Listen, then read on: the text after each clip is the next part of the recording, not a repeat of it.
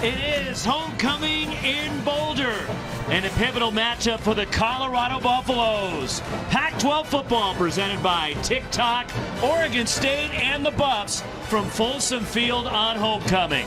It's big for Colorado because the Buffs are right in the thick of things as far as the race goes in the Pac-12 South, as Colorado hosting Oregon State on this glorious Saturday afternoon at the base of the Flatirons.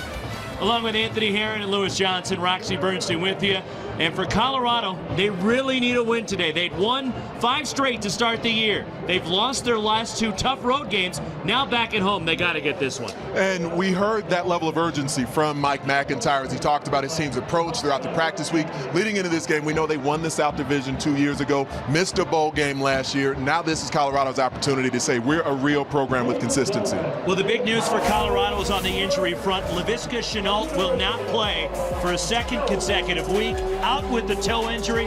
But Jay MacIntyre, expected to return, the senior wide receiver, should be back for the Buffs. But for Colorado, without Shenault, how does that affect them offensively? Well, it'll mean they have to spread the football around to a number of different playmakers, but lead amongst those will be the ground attack and Trayvon McMillan. So far this season, 4 100-yard rushing games. That's second most in the Pac-12 Conference, and his game is improving week by week. One of the things I love most is that a guy who was more of an upright runner earlier in the season, Rox, he's starting to get behind his pads. He's turning into one of the more bruising ball carriers in the conference. Oregon State dealing with injuries also, but for them it's a quarterback. Jack Coletta will make the start, the 3rd different Oregon State quarterback to start a game this season. Jake Luton is available. He practiced this week, but Connor Blount suffered a concussion last week against Cal. He'll be in uniform, but he will not play for Oregon State today. So for Oregon State, they relied on the ground game. Is that going to be the key today? Beavs are going to have to lean on that. They're going to have to lean on their 2 talented running backs, stylistically dissimilar ball carriers. We know Jermar Jefferson is the baddest young battering ram in the Pac-12 Conference, a freshman running back who gets behind his pass, just like I spoke about with McMillan. But Artavis Pierce, who returned to the lineup just a couple of weeks ago, embodies electricity. He's more the guy out in space that can take it the distance, snap after snap. So even in the run game and the pass game, we're going to see both these backs utilized by Coletta. Again, it is homecoming here in Boulder. It is a big game for both Colorado and Oregon State. Coming up, Lewis Johnson will have a special look at homecoming here at Folsom Field today as we get you set for the Beavs and the Buffs.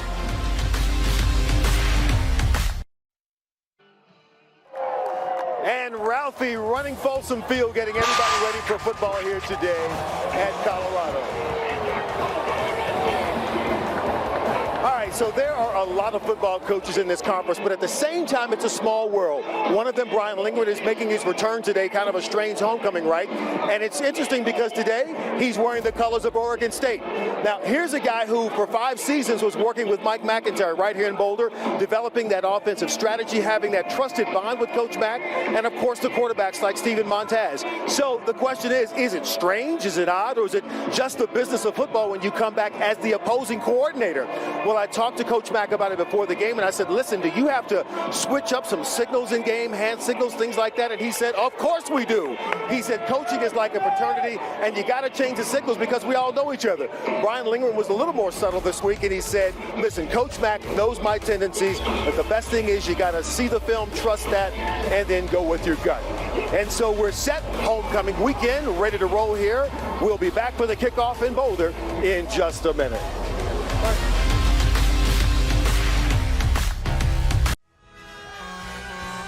New York Life.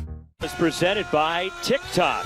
Short videos for you. Download the TikTok app today and follow Pac-12 Network to see exclusive Pac-12 content.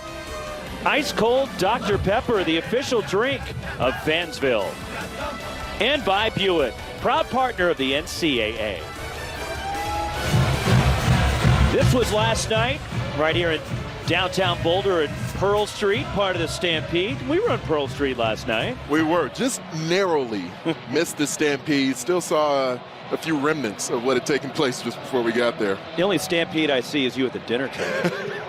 There is Laviska Shenault, who for the 2nd consecutive week is out with that toe injury for the Buffs, the leading receiver in terms of receptions per game and yardage per game in the country. So the Buffs offense will try to make do without the fantastic sophomore from DeSoto, Texas. Colorado won the toss, deferred. They will kick off to Oregon State, as Evan Price will kick off. Champ Flemings back to return for Oregon State. The Beavs 1-6, 0-4 in the conference. Colorado 5-2, 2-2 in Pac-12 play, and a touchback out to the 25 for the Oregon State Beavers, and the first start for Jack Coletto, the JC transfer from Arizona Western Junior College.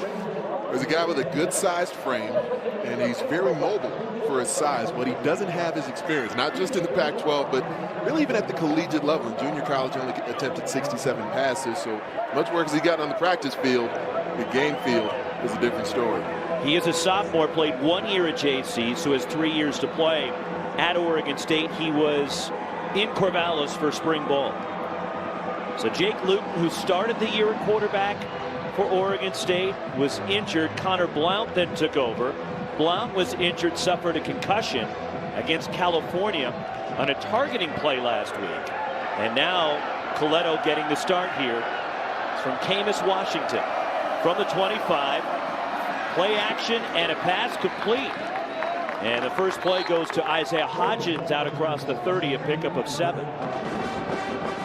Impact players presented by Wendy's when the Beavers have the football.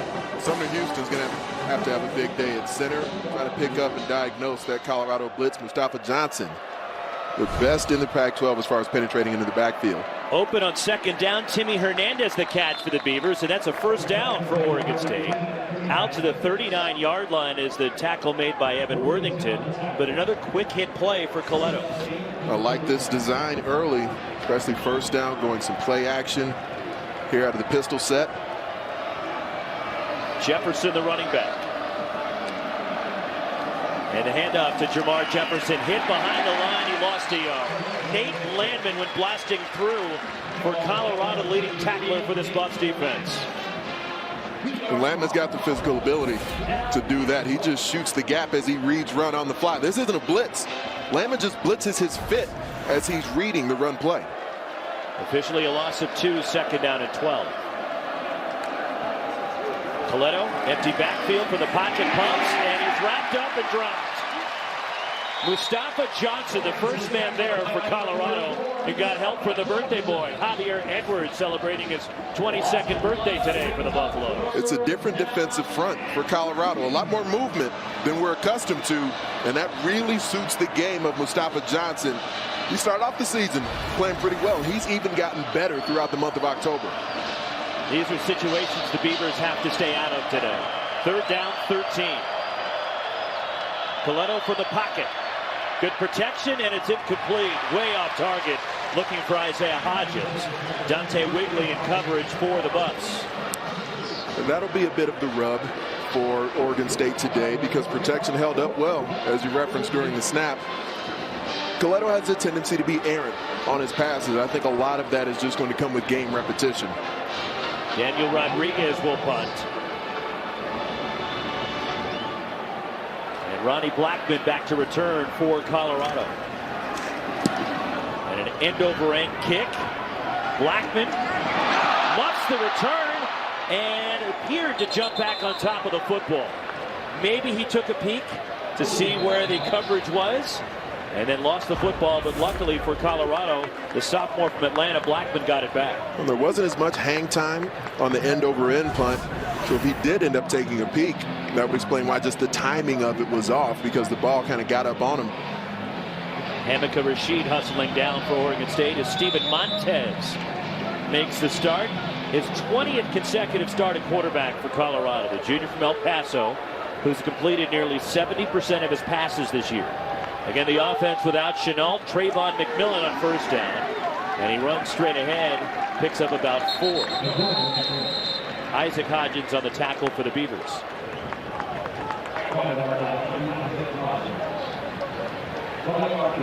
No huddle from Colorado. 4 receivers out to the right. And here's a bubble screen. KD Nixon Wrapped up as he gets to 30, about a yard shy of the first down. As Shamar Smith on the tackle for Oregon State. The impact players presented by Wendy's when Colorado has the ball. Nixon has always showcased that Swiss Army knife sort of ability, and with Chenault out of the lineup, they're going to utilize him in a variety of ways. Shamar Smith has to have a big day at linebacker for the Beavs. McMillan just does get enough on 3rd and short. And a first down, Hamika Rashid along with Shamar Smith on the tackle for the Beavs. But moving the sticks is the grad transfer from Virginia Tech, McMillan. When talking to Clayton Adams, the co-offensive coordinator for Colorado, he mentioned to us that they want to make sure they establish their tempo. Montez on the rollout.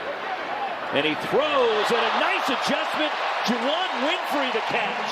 And a first down for the Buffs. Winfrey coming off his best week of practice. Clayton Adams said to us, he's one of those guys, when he gets the reps on the practice field, we see that show up on game day. He missed 4 games with an ankle injury. This is a penalty marker on the play. And Trayvon McMillan the carry in a short pickup as Colorado trying to catch Oregon State running guys in and out.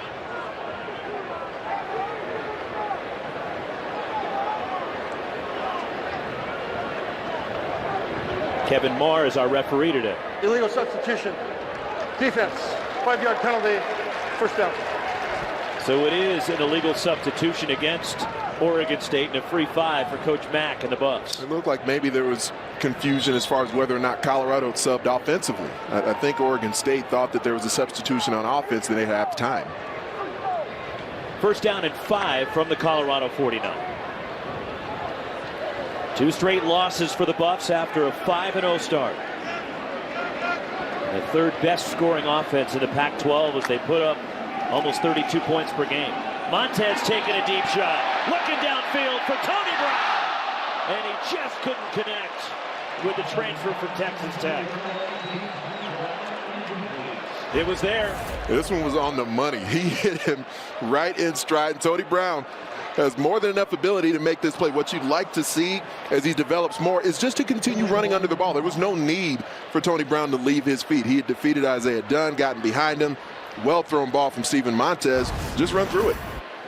Isaiah Dunn's going, thank you. 2nd and 5. Brady Russell in the backfield with McMillan. And McMillan hit behind the line. Good surge. Oregon State getting into the backfield with Anjay Hughes-Murray for a loss of 3. One of the things Oregon State has scouted out is the tight end H-back position. Brady Russell getting his first career start today. Chris Bounds, when he's in as well. They'll take you to the point of attack. Lost back to the 46. 3rd and 8 for Colorado.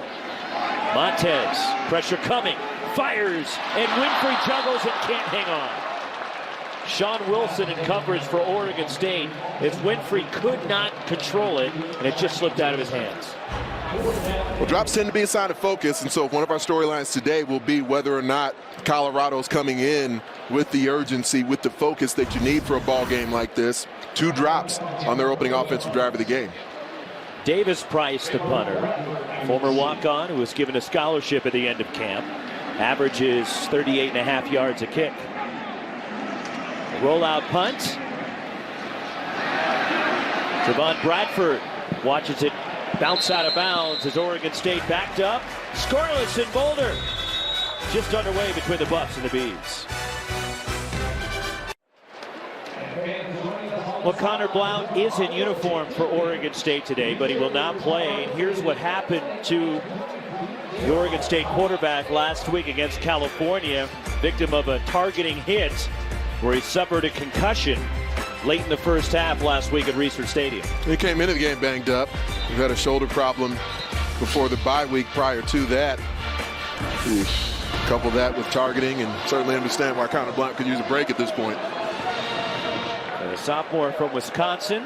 He is here with the team in uniform and helping prepare Jack Coletto for facing this Colorado defense. Oregon State from the 11.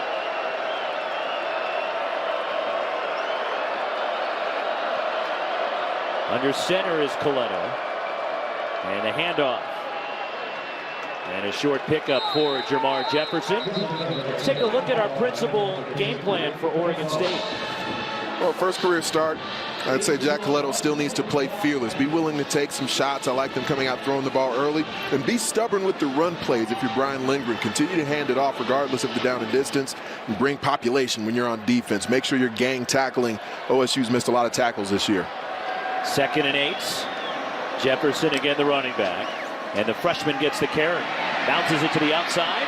And Jefferson out across the 20 and runs for a first down. Lost his helmet at the end of the play, so he'll have to sit out of play. But the Pac-12's leading rusher gets a first down for the Beavers. Well, fortunately for them, with Jefferson having to leave the game, they can just bring Artavis Pierce onto the field, as electric as he is. There is Jefferson, the freshman, already with a couple of 200-yard games, including 254 against Arizona State back in September. Play action with Artavis Pierce. Deep drop for Coletto under pressure, wrapped up. Carson Wells the sack for Colorado.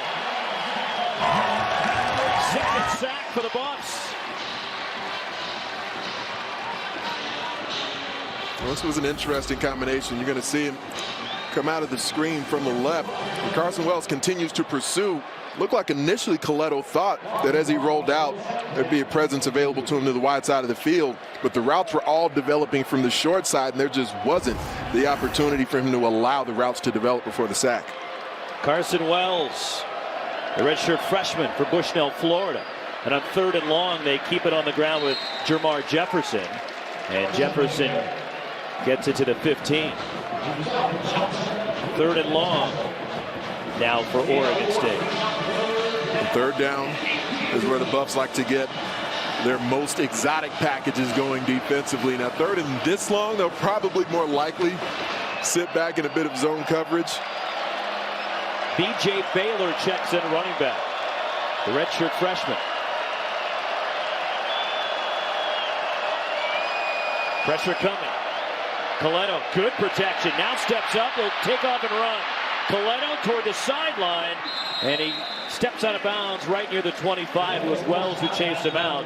There's an injured Oregon State offensive lineman back near the 5-yard line. That is the left guard Gus Lavaca, who's made 21 straight starts. And that group, Anthony, for Oregon State, the offensive line, is probably the strongest and deepest unit that the Beavers have. It is. They've been able to take advantage of that throughout the season. Lavaca attempting to make the block sort of cracking back, and he had a defender fall into his legs as they were both converging at the point of attack. Alex Changum ran into Lavaca, who is still down, getting looked at by the Beavers medical staff here in Boulder. Brought to you by Black Bear Diner. Good old-fashioned family food. Well, last night at the Rose Bowl, after a slow start, Utah got rolling and ran away from UCLA last night, 41-10. The Utes, bowl eligible for the 5th straight season. Zach Moss, 3 touchdowns, 211 yards rushing, as Utah really put it on UCLA. And here's the updated standings. Utah right now a half game up on USC. And keep in mind the Utes beat the Trojans last week in Salt Lake City. And Colorado hanging in this South race, needing a win today. Rodriguez goes down as he gets the punt away. A fair catch by Ronnie Blackman. But there is a penalty marker down inside the Oregon State 20. And that's KB and Ento shaking his head, probably guilty of running into the punter, Rodriguez. On the follow through, you need to allow the punter a place for his plant leg to land. The officiating crews, I would say, have been a little less likely to call roughing as opposed to running into this season. You think that's more the running into variety? I believe it is. Running into the kicker. Defense number 17. 5-yard penalty. Had to be able to run. First down. And they could have elected to put the 5 yards and punt it again. Right. But they'll take the 5 yards at the end of the fair catch from Blackman. And again, here's the standings. Washington in the north has that half-game lead on both Wazoo and Stanford. The Huskies are in Berkeley today taking on Cal. While a huge matchup at Stanford Stadium coming up on Pac-12 Network, 4 o'clock Pacific time, as Washington State and Stanford meeting on the farm, and that's an enormous game for both sides. It is, and I disagreed a bit with the pregame crew. I was there with Ashley, Nigel, and Evan, and I feel like Utah's playing the best football in the Pac-12 conference right now. Point was made that maybe it's the Cougs, maybe it's Washington State. They're certainly up there, but I'm going with the Utes right now. Quarterback draw for Montez, and Montez gets out near the 35. On the keeper, brought down by Hamika Rashid. And a design run for the quarterback, Montez. He's certainly got the versatility to do it, and tackling has been such an issue for this defense throughout the season. That keeps him honest. On second down, McMillan spinning and dropped behind the line for a loss. Matthew Tago, the freshman, came blasting through, was cleaned up by Rashid, but a nice effort by the freshman from Palmdale, Tago. They've got speed on the field. There's not a lot of experience. The defensive front is a little bigger and bulkier, but at the linebacker position, players like Tago have the ability to chase ball carriers down. Keep in mind, Colorado, for the first time in school history, they're starting 3 freshmen on the offensive line this ballgame. They're talented as Montez out to Jay McIntyre, who was brought down shy of a first down. Nice tackle out near the sideline. Caleb Hayes, the corner, out there for Oregon State to bring down the son of the coach. As Jay McIntyre, Mike McIntyre's son, the senior wide receiver. And it's 4th down for Colorado. And there was some of that population that I referenced in the game plan. On the game clock. We saw not just the initial tackler in position, but the entire defense, all those white jerseys swarming to the ball together.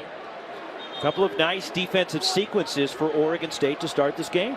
And on the initial drive, a couple of unforced errors with some drops from the Buffs. Davis Price, the punt. Trevon Bradford will let it bounce. And it's down by Colorado near the 25-yard line. Still scoreless. 6:50 to go in the opening quarter at Folsom Field.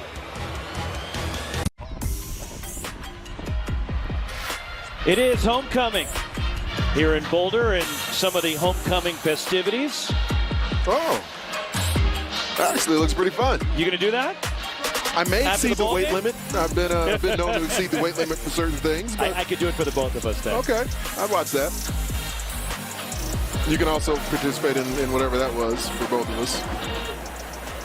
I heard a rumor the pregame crew was going to get dressed up as bananas. It wasn't a rumor. I can confirm. All right.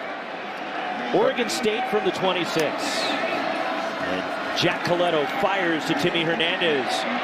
And out near the 30-yard line where he's wrapped up by Dante Wigley. So you think about the fact that Colorado was the team in the Pac-12 that had the most first possession touchdowns coming into this weekend's games. And no surprise, Oregon State's defense had allowed the highest percentage of first possession scores. So getting 2 stops early. Let's see if the Beavs offense can mount something here. And Oregon State's offense without Gus Lavaca, who was injured in the last sequence, as Coletto takes a shot. And the pass incomplete, trying to get it to Isaiah Hodgins, and it's 3rd down.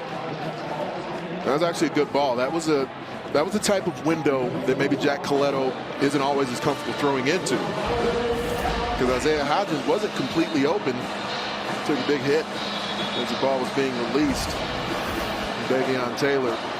But Hodgins had an opportunity to haul that one in. Kevin Marr, a referee. Clock operator, please put 6:19 on the game clock. Clock issue here at Folsom Field as Yanni Dimo-Gerontis has replaced Lavaca at left guard. And Oregon State says that Lavaca probably will return. Down the sideline, incomplete. It was there for Trevon Bradford as Coletto threw a nice ball. One of his better passes of a young season and career so far for Coletto. It's a good route combination. Hernandez on the inside release, and Bradford uses his speed to separate towards the outside. Not an easy catch, but it hits Bradford in both hands. It's the type of game where you've got a young quarterback, your receivers, Hodgins, Bradford, when you have the opportunity to make plays on well-thrown balls, you have to pick your quarterback up. 3 and out, Rodriguez to punt. Ronnie Blackman, the return man. Blackman, fair catch inside the Colorado 25-yard line. Just over 6 minutes to go in this first quarter, and the Buffs, who got off to that great start, they were the last unbeaten team in the Pac-12. But look at the numbers the last 2 games. Now, granted, the opponents the last couple of weeks on the road have been pretty tough. When you go to the LA Coliseum, where USC has won 19 straight home games, and then you had to go to Seattle last week without Laviska Shenault. And 2 of the better secondaries in the Pac-12 conference, certainly when you're talking about Washington and that Dogs secondary. Montez on first down under pressure, trying to escape. Montez throws it into the 4th row. Pressure from Kalani Vakamelalo of Oregon State. Defensive front getting after it a bit here so far today. Oregon State's got the least plays for minus yardage acquired by their defense this season. But they've done a nice job early here, bringing the fight to Colorado, playing on the opposing side of the line of scrimmage. Second down, and Mike McIntyre's team trying to adjust again without Shenault here today, who has been Mr. Everything for this Colorado offense. Montez, and it's too high for Juwann Winfree. No surprise here, Laviska Shenault, according to PFF College, first in the Pac-12, 60 receptions, 780 yards. Yards after the catch, that's the one that really grabs me, 535 yards after the catch. And he can do that on the deeper routes. He can do that on routes where they throw it to him when he's in the backfield. They're down and 10. And Montez, who is hit on only 57% of his passes in the last 2 games, where the first 5 games this year, he was completing 75%. He was leading the country in completion percentage. Montez and Winfree goes up the ladder to haul it in right near the marker. Should have enough for a first down. No, they're going to spot it back at the 33. It's short of the line to gain. It was a good forceful tackle that drove him back, but I think the line judge and the head linesman, as they came in and Sean Wilson made the collision, he drove him back, but it seemed to me the initial spot should have been beyond the first down. The forward progress seemed to be right near the marker as a blast from Davis Price. And spinning, Bradford goes down. Outstanding coverage by Colorado to race downfield. The Buffs were all over him, and the special teams tackle by Daniel Talley of Colorado. You saw earlier what can happen. You drop your eyes a bit, and so Bradford didn't look at the coverage. It's a bit risky fielding that one, but at least he fielded it cleanly and maintained possession. Daniel Arias was the first man there, but cleaned up then by Talley. As Oregon State backed up inside the 15, still scoreless with just over 5 minutes to go in the first quarter. Like what I'm seeing from the Bees defense. Now, it's not all them just imposing their will. There's some mistakes Colorado's making that are allowing the Beavs to force them to punt, but you're seeing effort from Oregon State. From the 14. And the give is to Jermar Jefferson. And a short pickup as we send it down to Lewis. Well, we do not see left guard Gus Lavaka out on the field now for Oregon State. He's been dealing with a left knee issue. He's been up trying to move around, and even though you can see him now with a limp and a grimace on his face, he gave his teammates a thumbs up. But right now, the body language and the movement, not too good. There is now a brace on that left knee. We'll see what happens, Roxy. All right, Lewis, and he's critical because, and he could be Oregon State's best offensive lineman. PFF College rates him that way, and I certainly agree. And another sack, the third for the Buffs. Terrence Lang, the redshirt freshman. The big 6'7" redshirt freshman from Pomona, California, with sack number 3 for Colorado. Lang makes use of his length to clean up the blocker as he initially penetrates, getting through Blake Brendel. Brendel tried to recover. Lang able to clean him up with that back arm. Finish at the QB. Oregon State again facing 3rd and long. From the 11, Coletto steps up, and he goes down one more time. Mustafa Johnson in the backfield for the Buffs. So much movement for the Buffs. Oregon State just not able to stay with it. You're going to see Johnson work towards the interior. Initially lines up as a 4-eye, then twists around Lang, and from there uses constant violent levers with his pad level down. Mustafa Johnson certainly not a big interior defensive lineman. I'd say he's got the best hips in the Pac-12 conference. Beeves now 0 for 4 on third down, and Rodriguez will punt from the back of the end zone. There is Blackman, the return man, standing at the Oregon State 45. And Rodriguez with the punt. Blackman on the return, slips and goes down. Was looking for a lane. As closing in was Key Wetzel for Oregon State. But on the plus side of the field, outstanding field position for Colorado to start this drive. Let's send it down to Lewis again. Well, you guys talked about the productivity of Laviska Shenault and how much they're missing him in game 2. I was talking with him before the game after he had been out for warm-ups, and he had that boot on the right foot kind of protecting a big right toe. And he said he just can't push off. He can't really cut, doesn't have the speed like he wants to have. He's hoping to have a little bit more practice this week, and he's getting everything he can do to get back on the field. All right, Lewis, Trayvon McMillan rips off a big run for the Bucs and a first down. Gain of 14. Doug Dalmalau came downhill. He attempted to blitz his fit, just like I spoke about earlier with Nate Landman. Just didn't actually position it, didn't hit his landmark in the right way. Before the play, there's a flag. False start. Offense number 64. 5-yard penalty. First down. That's Aaron Hagler, the left guard, the junior from Northridge, California. McMillan just comes clean up to the second level. Dalmalau, you saw 42 appear in your screen. Should have played over the top of the block. Jalen Moore has found himself in that position far too frequently this year, where a running back has a free release on him at the third level. McMillan already 4 100-yard games in his lone season here in Boulder. Takes the handoff, and little running room straight ahead, runs into Shamar Smith. And a gang of Beavers, Elu Aid in there as well. The Oregon State defense a little bit banged up as well. They don't have Isaiah Tufanga, the talented freshman from Laie, Hawaii, available today. He was banged up against Cal last week. And Deshaun Wilson also not available for Tim Tibesar in the Oregon State defense. On second down, Montez looking for the end zone. K.D. Nixon, touchdown, Colorado. 32 yards. The TD to KD. This route was something else by KD Nixon. It was really slick to watch it develop as well. And the time in the pocket allowed Steven Montez to comfortably throw it over his outside shoulder, even though there'd been an inside release by Nixon, who completely spun Caleb Hayes around. Second touchdown for Nixon, and for Montez, his 13th touchdown pass. And the interesting setup for the extra point.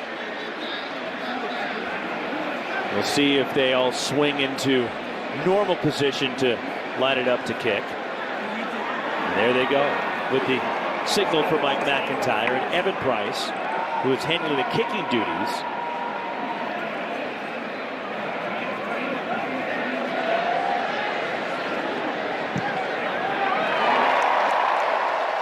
And Evan Price knocks it through. 7-0 Colorado. Steven Montez, a touchdown pass. Some job boards give you tons of the wrong resumes. That's not smart. Then there's smart. ZipRecruiter finds people with the right skills, education, and experience for your job and actively invites them to apply. So you get qualified candidates fast. That's why ZipRecruiter is rated #1 by employers in the U.S. ZipRecruiter, the smartest way to hire. Try it for free at ZipRecruiter.com/Pac12. 7-0 Colorado, a 32-yard touchdown pass. Steven Montez to K.D. Nixon, the always entertaining K.D. Nixon, the unofficial mayor of Boulder. So we spent time with K.D. yesterday. What a great guy to be around. Really is a fun one. Yeah. Just brights up. Literally, energy comes in and everything perks up. I think you and I have been around each other too much. From the goal line, Champ Fleming's on the return. And Flemings gets out near the 20-yard line after the kickoff from Evan Price. Plus the route. Here's a look at the touchdown. Yeah, Nixon actually with the inside release, but Montez throws it over the outside shoulder. So Caleb Hayes trying to recover in that trail position.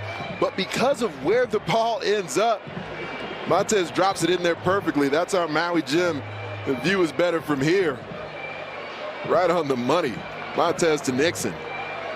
And is KD Nixon the guy that could step into the Chenault role with Laviska out? He is. An interesting thing. Nixon was really that guy in high school as they were teammates at DeSoto. From the 20-yard line, trouble with the snap. Coletto gets it back, and then Coletto runs for a first down, and he slides at the 35. They're going to spot it back at the 33, but a heads-up play by Jack Coletto, who had trouble with the snap. Something to be said for the presence of mind here. Snap doesn't quite get up to him, and Coletto uses those wheels, knows where the sticks are. As soon as he's got the first down, gets a nice baseball slide in there. Hook slide, as you baseball guys call it. Is that game over from last night yet? I don't think it is. Coletto to the outside. Short pickup goes to Timmy Hernandez. And Hernandez already his third catch to bring up a manageable second down here. Were you conscious for the game winner? In all honesty, I fell asleep probably in about the 13th. And literally, I had the TV on. And when he hit the home run, I woke up.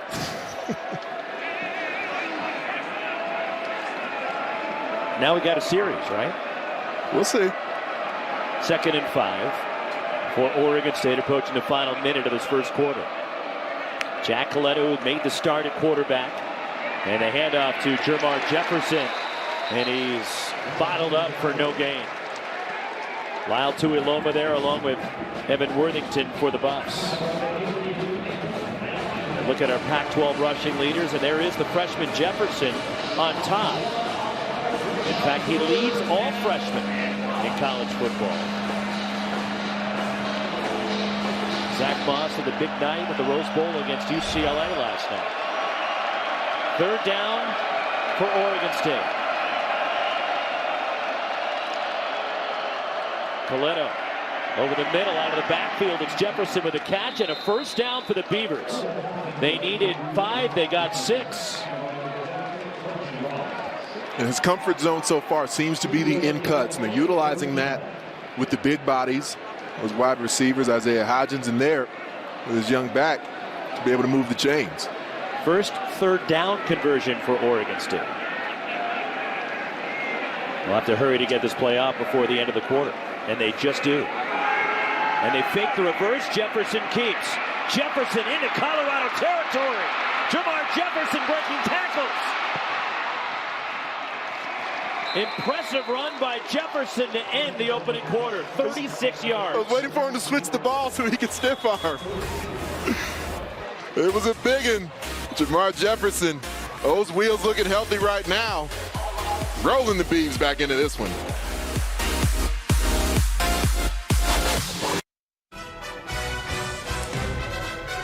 Pac-12 football is brought to you by Unify, the makers of Reprieve, the founding partner of Pac-12 Team Green. And by Taco Bell's $5 Triple-Double Crunch Wrap Box. Halloween approaching. That could have been the largest pumpkin patch I've ever been in yet. Certainly was for me. My inaugural trip to a pumpkin patch. Have you ever been in a pumpkin patch before yesterday? I had not. So it was both the biggest and the smallest pumpkin patch I'd ever been in simultaneously. It was about, what, 15, 20 minutes here from Folsom Field. Went out there yesterday. What was it, Rock Creek Farm, I believe? Yeah. Impressive drive for Oregon State, down 7-0 as we start the second. 81 yards of total offense for Oregon State. 60 have come on this drive. Jermar Jefferson with the carry, just had the big 36-yard run. And he stacked up for no gain. Nice job at the line of scrimmage by Javier Edwards. Again, the birthday boy is Edwards, turning 22 today. Senior from Houston, who has worked really hard here for his senior season and to get in good shape. And it's very noticeable to the Colorado coaching staff. It's certainly paying off. 2nd and 10. Coletto keeps, slips through, then slides inside the 15 at the 13. That's a gain of 7 for Jack Coletto. The delicate balance. Coletto ends up sliding here late. I don't mind the no call because the defenders were already close to being engaged. No penalty flag there. We showed the Connor Blount play from earlier. But down here in the red zone, you're not only inside the 20, you're inside the 15. Space so much more condensed. They sit down the distance at 3rd and 3. I feel very comfortable running, especially with both a tight end and a wing to the wide side of the field. Mike McIntyre trying to get a timeout. The officials finally see him as he came well out to the numbers to get the timeout. Didn't like the formation that Colorado was lined up against. 3rd and 3 upcoming. The Beavs trying to keep this drive going. Next, the Cardinals look to take care of business on their home turf as they host Washington State for the Pac-12 North Throwdown. Arcega-Whiteside wins the jump ball. Coverage begins next on Pac-12 Network, presented by TikTok. Well, earlier this year, the Pac-12 Conference announced the beginning of Pac-12 Team Green. This is going to be for every campus, every athletic department, as they really promote sustainability efforts across the campus. Now, yesterday here on campus, you could have seen this mobile unit that was here. Our Ashley Adamson was hanging out. Unify is a partner of Team Green, makers of Reprieve, and that is a company that recycles used water bottles. They make yarn, which are later turned into consumer products like some of the T-shirts and sweatshirts and socks you see there. And today is Zero Waste game, and they're hoping for a win here against other campuses. It's Colorado. Now, Zero Waste means it's the school that can compete and who can have the most trash that can be recycled and the least amount going to a landfill. Of course, you can get more information about that by logging on to pac-12.com/Team Green. So, competition in the stands in terms of trash as well as on the field, and both are positive. And Lewis, I have a pair of their socks, and I can speak to how good they are. Outstanding. On 3rd down, hit behind the line, and Colorado ready for some deception from Oregon State. As behind the line as Trevon Bradford is bottled up, but it's 4th down. Trey Udofia hanging in there for the Buffs. Udofia was right on the spot. He saw it coming the whole time, showed great patience, didn't overreact to it, knowing there was a good likelihood there'd be a play coming back in his direction. 4th down, Oregon State will go. The Beavers are 16 for 20 on 4th down this season. 80% is their conversion rate on 4th down. And last week they were 3 for 4 against Cal, but they want to talk things over before this 4th down. 7-0 Colorado, Oregon State trying to keep it going.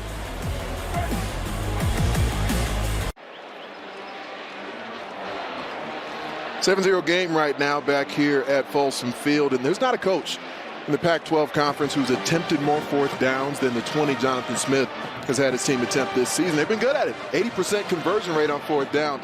I just believe right here on 4th and 2, you're early in the second quarter, Roxy, and you've mounted a nice drive. 68 yards so far. It makes more sense to try and put the points on the board here to show that you came up with something. Well, he rethought things during the timeout, and he does agree with you. He's sending the field goal unit out as Jordan Schuker. This will be a 30-yard kick. Timmy Hernandez, the holder. Connor Kelsey is the long snapper. And trying to get Oregon State some points here after their best drive of the day. Schuker. And it is good. And Oregon State is on the board. And the junior from Poway, California, Schuker, now 6 for 10 on the season. Last year an academic All-Pac-12 selection. His dad, John, kicked in the NFL.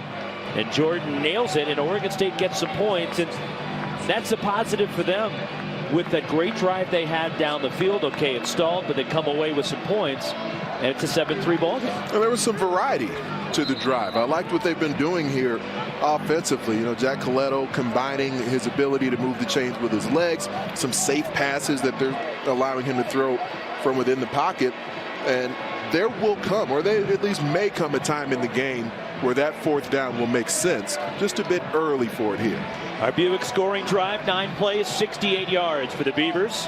And the Schuker 30-yard field goal. The big play was a 36-yard run by Jermar Jefferson, who has 52 yards rushing today. And Jefferson closing in on 1,000 yards already. As the freshman now at 52 today is sitting with 951 on the season. Schuker will kick it off. Ronnie Blackman, the return man, and he'll let it sail through the back of the end zone, out to the 25. As we go out to the studio and Chris Francis for an update. Roxy, it's a TikTok studio update. Let's head down to Los Angeles. ASU and USC, Sun Devils' first possession. They are forced to punt, and we're still waiting for freshman quarterback Jack Sears to throw his first pass, because there goes Tyler Vaughn. Sliding through a crease, turns on the Jets. That made it 7-0 Trojans, but ASU has answered, so it's 7-7 midway through the first quarter. All right, Chris, in a depleted roster for USC today at the Coliseum. As Trayvon McMillan, no, it's Montez keeping. Montez out near midfield. Fooled the Oregon State defense as well as me. Montez may want to take a page out of the Jack Coletto book with the occasional hook slide once you get in that position, as opposed to trying to run over tacklers. Nice run for Montez. First and 10 from the Colorado 46. This time he does give to McMillan, who's stacked up. Crashing in is the safety, Jalen Moore. I mean, this was resemblant of an and one mixtape. You saw it in the backfield. He shows the ball to the defense, shows it to McMillan. Somehow, McMillan doesn't have it. There goes Montez. Gain of 2, second down 8. Montez to the outside. It's caught. Winfrey steps out of bounds. First down, Buffs in Oregon State territory. That's a well-thrown ball. Probably not the first he's had today, but just a good throw in rhythm. Winfrey, nice catch with both mitts in the air. 15 yards, third catch for Juwan Winfrey. And at the Oregon State 38, this is McMillan. And he is stoned by the Oregon State defense after a short gain. Lamone Williams, the first man there for the Beavers. Whether or not Montez continues to allow himself to read on the keep, because right now we're seeing Oregon State's defense just crashing, just chasing immediately, aggressively from the backside.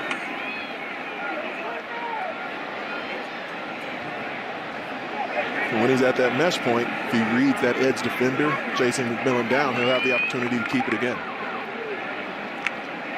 Second down for Montez.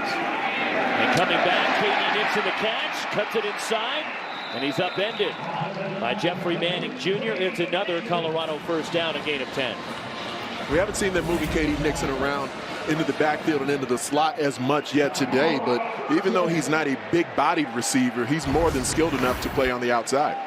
Throwing on first down, it's Nixon again. Nixon fights his way down inside the 20 to the 19. Dwayne Williams, the senior corner, with a tackle in space. Second and short for Colorado. When I asked K.D. Nixon yesterday about his role in the offense and how difficult the versatility is, he sort of scoffed at me like, oh, I've been doing that since high school. No big deal. Montez lost it for Nixon, just too far out in front. There's a flag down. 2 of them, actually. Dwayne Williams in coverage. Drew Kell, the safety, coming over to help out. We'll check in with Kevin Marr, who's been a busy man already today.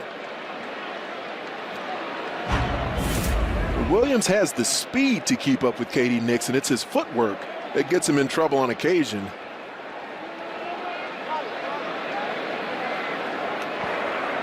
Pass interference. Defense number 4. 15-yard penalty. Automatic first down. Pass interference against Dwayne Williams. And that'll spot the football for the Buffs all the way down to the Oregon State 4-yard line.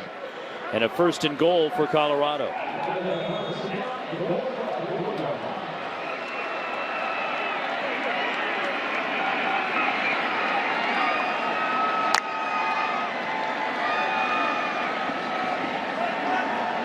Montez checked with the sideline here. Montez keeps. Steven Montez picks his way down to the 1. Jeremy Reichner on the tackle for Oregon State. Second and goal for Mike McIntyre's team. And the turn Clayton Adams kept using for us was dominant, that he wanted his offensive line to be. And that was part of the reason we're seeing, for the first time in school history, the 3 freshmen starting on their front. The give, Trayvon McMillan stood up and brought back. The safety, Drew Kell, getting in there at the line of scrimmage, along with Elu Aiden for Oregon State. And now that you know the offense is going to fire off this condensed area of the field, the defensive front can stay low, can hit blocks. onus is on those freshmen. William Sherman, Kobe Purcell. It's hard to Frank move Phillip. 6'3", 380. And they couldn't move Aiden. 3rd and goal. Brady Russell in motion. Trouble with the snap. Oregon State says they have it. Waiting for the signal as Montez had trouble with the snap, but Colorado got it back, and it's 4th and goal. The Buffs have lost only 1 fumble all season, and they were able to find some way to get that one back. Yeah, never got up to him. Kobe Purcell, as I referenced, as a freshman, even though he started the entire season, so coaches tend to look at it like, well, we're not concerned with you being so young and a freshman at this point in the year. But he's a young guy, and he tends to struggle more when defenders are lined up over his head. Short field goal for Evan Price, who's kicking for the injured James Stefano. And the freshman from Evergreen, Colorado is 2 for 2. He was the kicker last week against Washington. And Evan Price now 3 for 3, giving Colorado a 10-3 lead on Oregon State.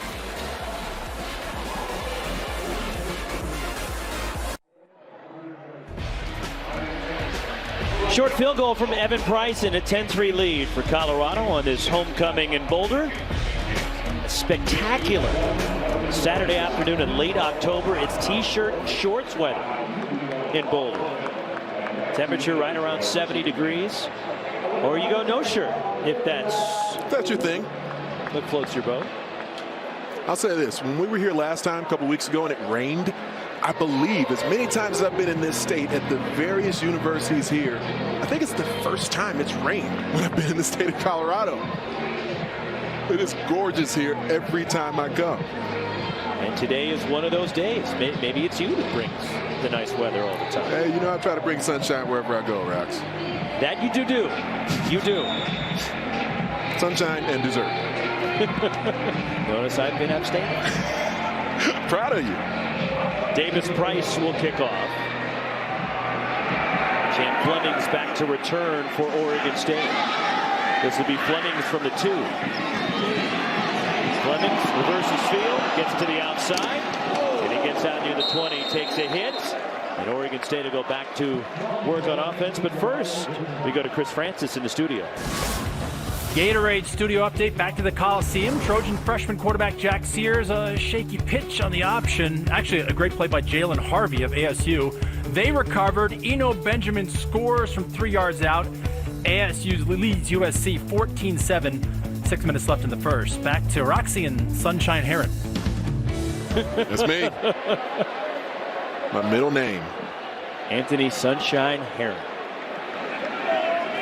I changed it from danger to sunshine. You're not causing danger to people anymore. Play action for Coletto on first down. He's throwing the deep ball for Timmy Hernandez. Dante Wigley in coverage, and Coletto incomplete. Now 5 for 9 in his first career start. As again he is injured, or he's in for the injured Connor Blount. Jake Luton is available for Oregon State. He was hurt early in the year as Luton with a high ankle sprain. Luton's on the far left side of your picture there, number 6 with the baseball cap on. Blount is in uniform, but he will not play as that popped up into the air, and it's picked off by Dante Wigley. Wigley, the pick 6, touchdown Buffs.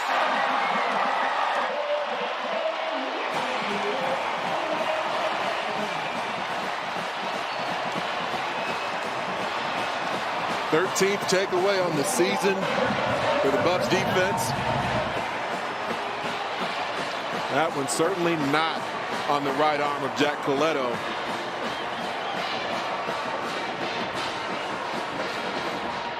First career pick for Dante Wigley, who began his college career at Georgia Tech, and the transfer from Holmes Community College.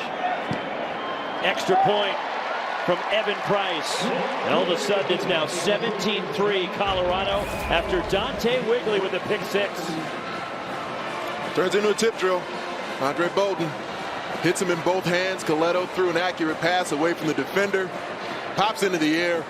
The Buffs defense, more like the hounds, those Bumpus hounds from A Christmas Story. They know what to do when they get their hands on the football. Wrigley takes it the other way. 27-yard interception return for Dante Wigley, and he capitalizes on an Oregon State mistake. And now the Beavers in a 17-3 hole with 8:48 to go in this first half. There's 3 drops in the first half. The Beavs receivers. And, you know, you tend to take it as a wide receiver core as an additional challenge when you got a young QB on the field to sort of assert yourself and play at an even higher level. That's the way Oregon State needs to view this with Jack Coletto on the field. Davis Price will kick off. Champ Fleming's the return man. And a fair catch called for. And that means it'll come out to the 25 for the Oregon State Beavers, who need to put together a drive here after they had some nice momentum. There's a turnover story for Colorado this year, a +7 turnover margin.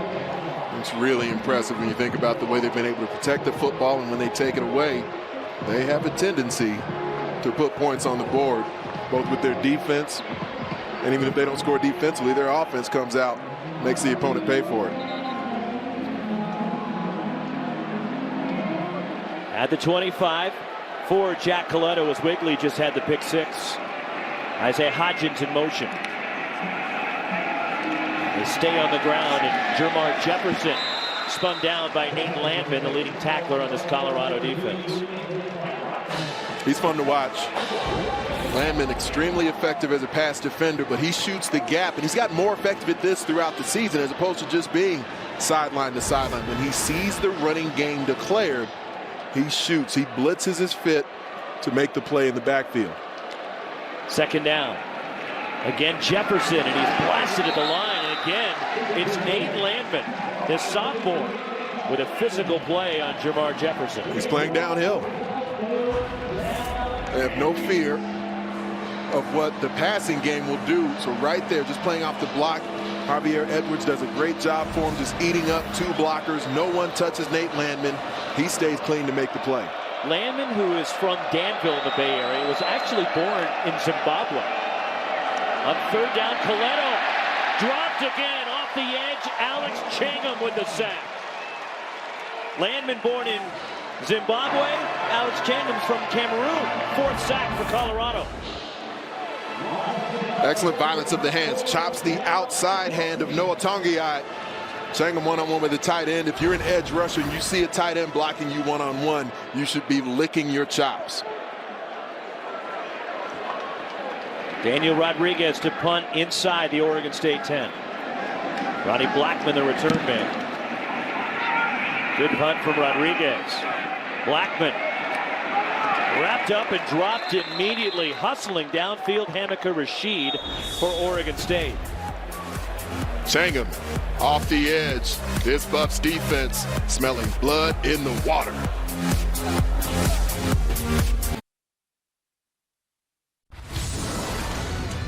All right, Evan Moore, Nigel Burton, Ashley Adamson with you outside Folsom Field. Coming up on the State Farm Halftime Report, we'll discuss what's going on inside between the Bucks and the Beavs, plus a look at ASU and USC. In the meantime, I'm going to give this to Nigel and see if we'll put it back on for the Halftime Report. Come on, you look so good in yellow.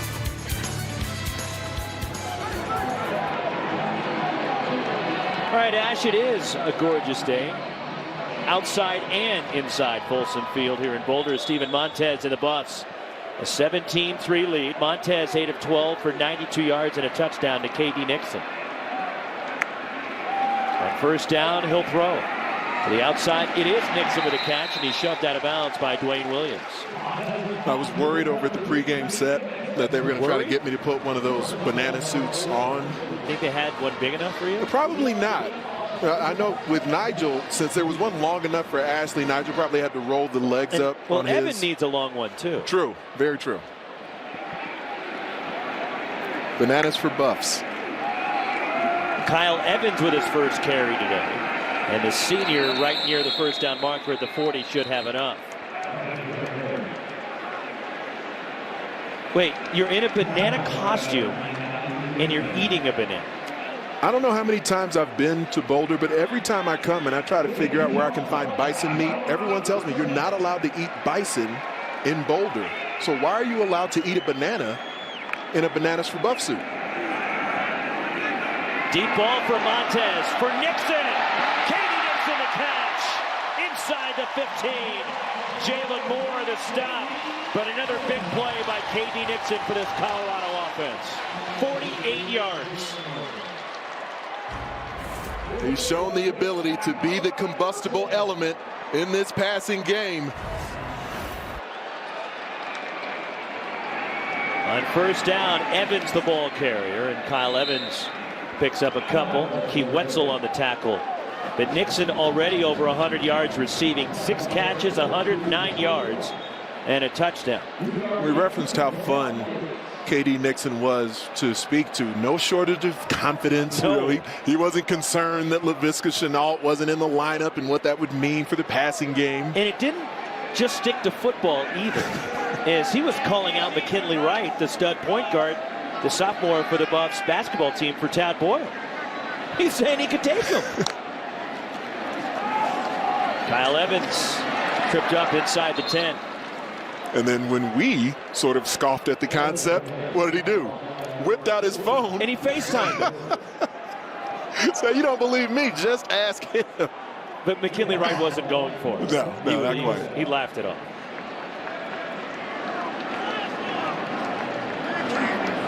Third and 4 for Colorado. Approaching 5 minutes to go in the first half. This offense functioning again without Laviska Shenault and Nixon picking up the slack. Nixon the slot to the right. Rolling right, Montez. There is Katie Nixon. And for the second time today, a TD for KD. 8-yard score.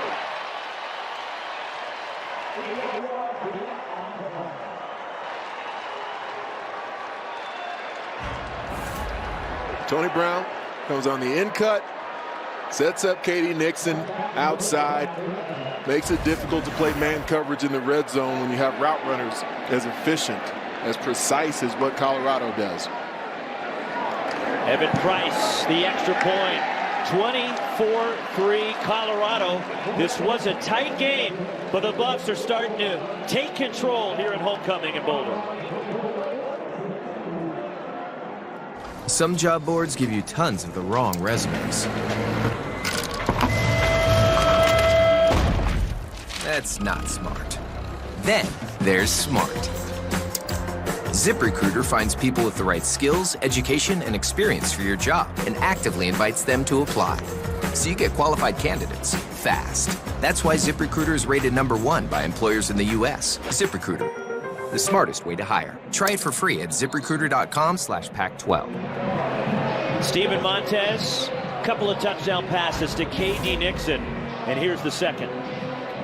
That's a good, quick, sort of half-roll action. And the route develops quickly because Tony Brown goes on the in cut right away. Defenders flow with him, and because it's timed up so well, there's plenty of space and opportunity for K.D. Nixon.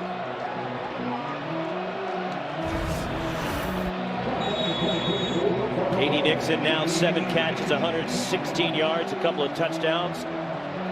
As Colorado had a 7-3 lead, it's now 24-3. This will be a touchback and out to the 25. And speaking of Tad Boyle, McKinley Wright, Colorado Hoops, they had a black and gold scrimmage over at the Coors Event Center this morning. It was open to the public. They allowed some folks to come out, take a look at what Buffs basketball would have in store this season. Talented young group of freshmen that Tad Boyle had last year. As Tip-Off Tuesday coming your way, November 6th. The slew of games here on Pac-12 Network.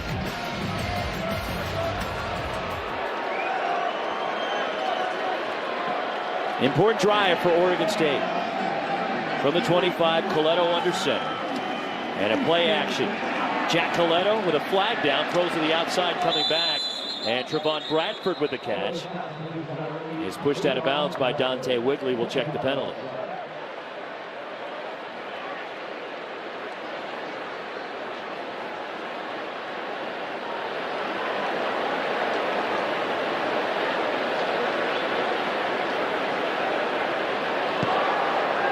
personal foul, face mask. Offense, number 67, half the distance to the goal, 3 first down. Right tackle Trent Moore called for the face mask and the personal foul. Another mistake. As Oregon State has made a number of them here in the last few minutes. It happened right there in the middle as they went slide protection. But I'll say this, that was another well-thrown ball from Jack Coletto. It's been his most accurate game of the season to date. First down, back at the 13. And it's Jermar Jefferson to the outside. And Jefferson hurdling. And he gets knocked out of bounds. Nick Fisher, the senior safety coming over, is the acrobatic Jermar Jefferson. I like the fact that they're not abandoning the run, even though they're down 3 scores right now. That stubborn nature is what we'll need to see. It'll still set up play action and some opportunities for some bigger plays. Getting the penalty yardage back, 13 yards for Jefferson, who gets the carry on second down. And looking for a hole, he picks his way out across the 30-yard line.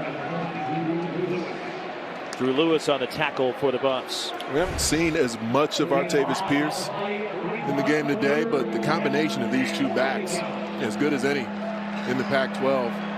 Pierce had the elbow issue, but he returned to some more volume of carries and receptions last week. Jermar Jefferson looking completely healthy on the field today. Yeah, Jefferson limited last week at only 2 carries against California, as the Golden Bears won 49-7 at Reser Stadium last Saturday.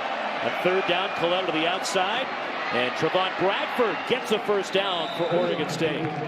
Rick Gamboa and Evan Worthington combining on the tackle.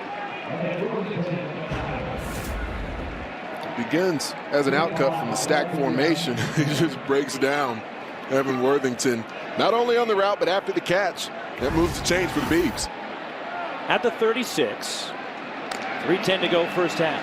Play action for Coletto.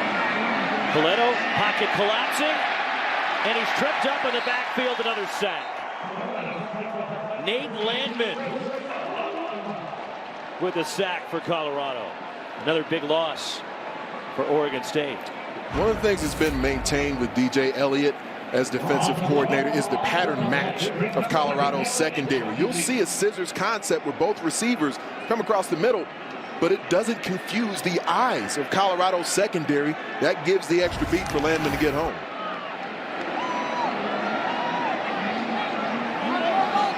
Six sacks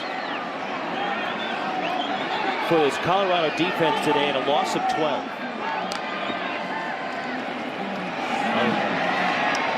Second down, it's incomplete through the hands of B.J. Baylor. And it's third down for Oregon State. Third and 22. This one came out a little bit hot from Coletto. Certainly catchable. Ty Spiral hits him in both hands. More difficult grab, though. The ball's coming through bodies, and Coletto threw with some steam behind it. Jefferson comes back in at running back. And a draw play. Jermar Jefferson. And he's tripped up by Mustafa Johnson. And it's fourth down. And Colorado's going to take a timeout. 7-yard gain on the play. Timeouts aren't often thought of as aggressive, but that's what that is, because Mike McIntyre isn't willing to just say the clock will run down and we'll see how much time remains. He's taking the timeout to give his offense as much time as possible to put another touchdown on the board. Well, here's what's left for the Buffs after today. And a win today, they're even in the loss column with Utah in the Pac-12 South, as Utah winning over UCLA last night. Quick turnaround. They play Friday night in Tucson next week. Host Washington State and Utah in back-to-back weeks.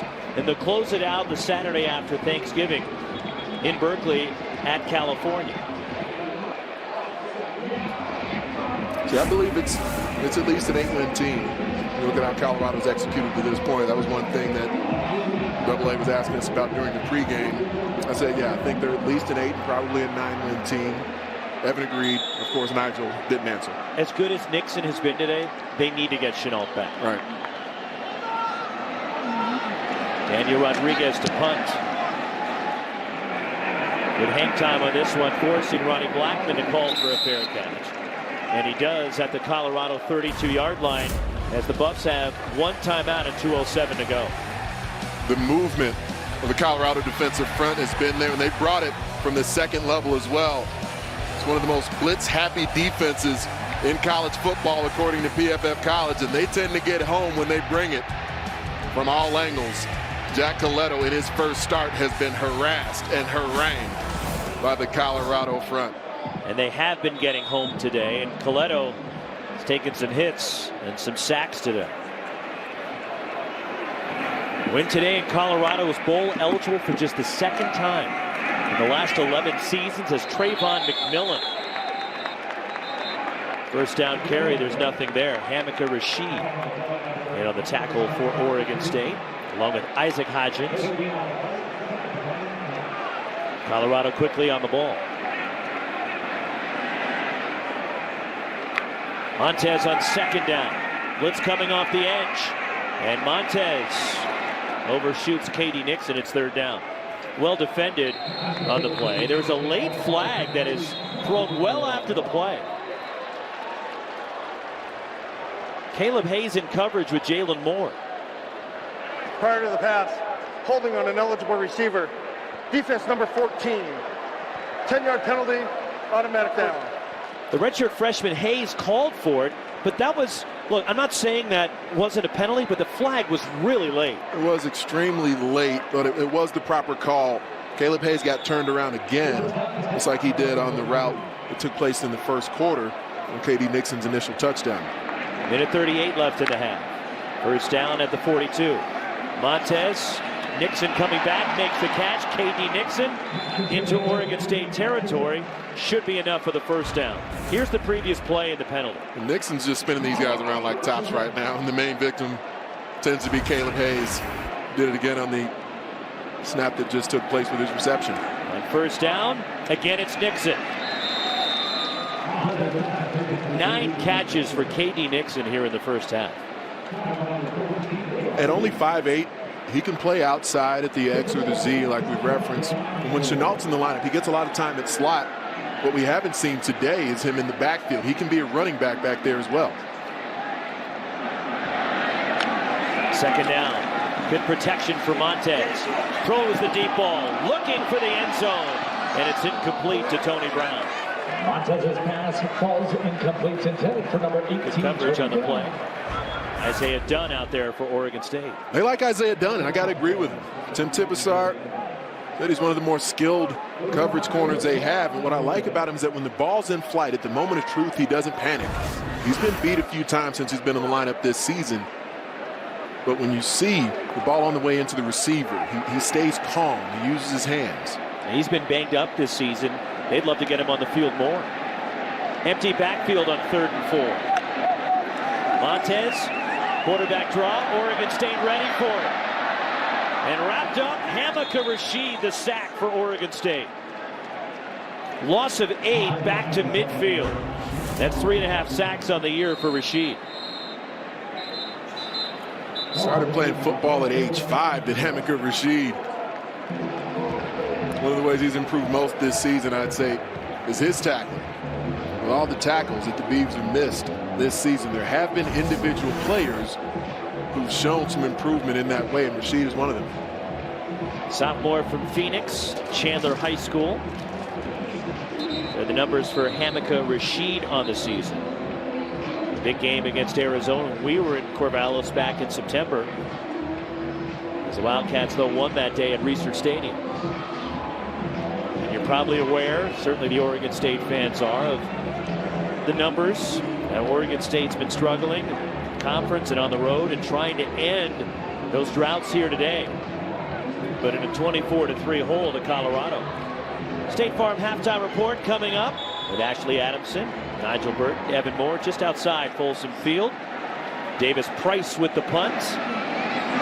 Fair catch by Javon Bradford, and Oregon State has the ball at the 11-yard line with 48 seconds left in the half. But the numbers, Oregon State, they've lost 13 straight conference games. The last time they won a conference game was the Civil War against the Ducks at Research Stadium to end the 2016 season. It's the second longest active conference losing streak in the country. Kansas has the longest.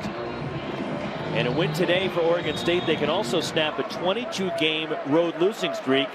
In fact, the last time they won on the road, it was here, back in October of 2014. Coletto incomplete for Bradford. And it's second down. Last road win was October 4th of 2014. In the times that Jack Coletto, who's attempted more passes in this half than he has in any full game in his young career so far, but when he's looked towards the outside receiver and made the read, he's been able to make those throws. So far, he's been more comfortable on the tighter, the slot routes and routes to running backs. They give it to Jefferson. Jefferson fights his way out to the 25 and a first down.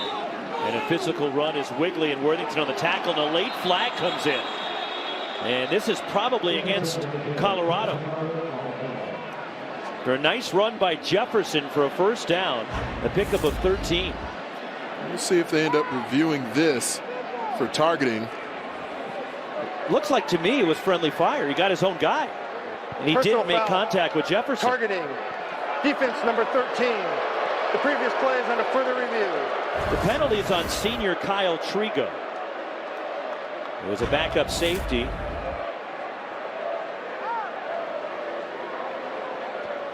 And I think he hit his own guy. I don't think he made contact with the helmet of Jefferson.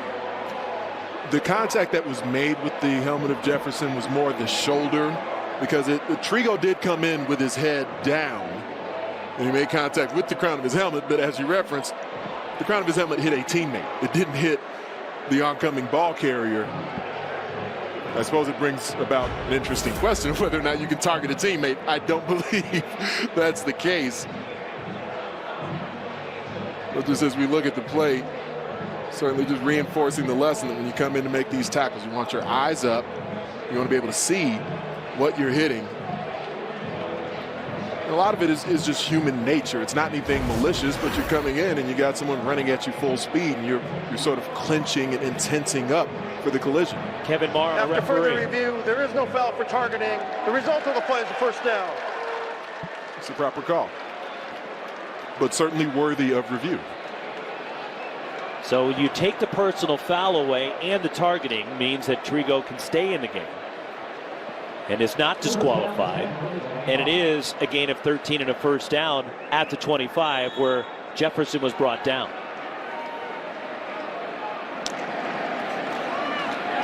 Coletto steps up, lost the football, and it goes out of bounds as the pocket collapsed.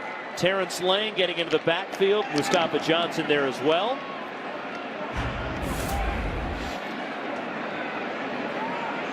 Jack Coletto's been willing to stand in there. And a lot of times you see younger quarterbacks who have confidence in their mobility. They'll evacuate the pocket quickly. He hasn't been doing that. I like the fact he's willing to stand in against the rush. You like to see the timing of the route with some anticipation, get out of his hands a bit more quickly. But I'll say this, the receivers for Oregon State, I'm not digging the urgency of the routes they're running right now. It's taking a long time for them to get into their cuts. A conservative call on second down, and the give to Jefferson, brought down by Alex Cheney, which could be the final play of the first half.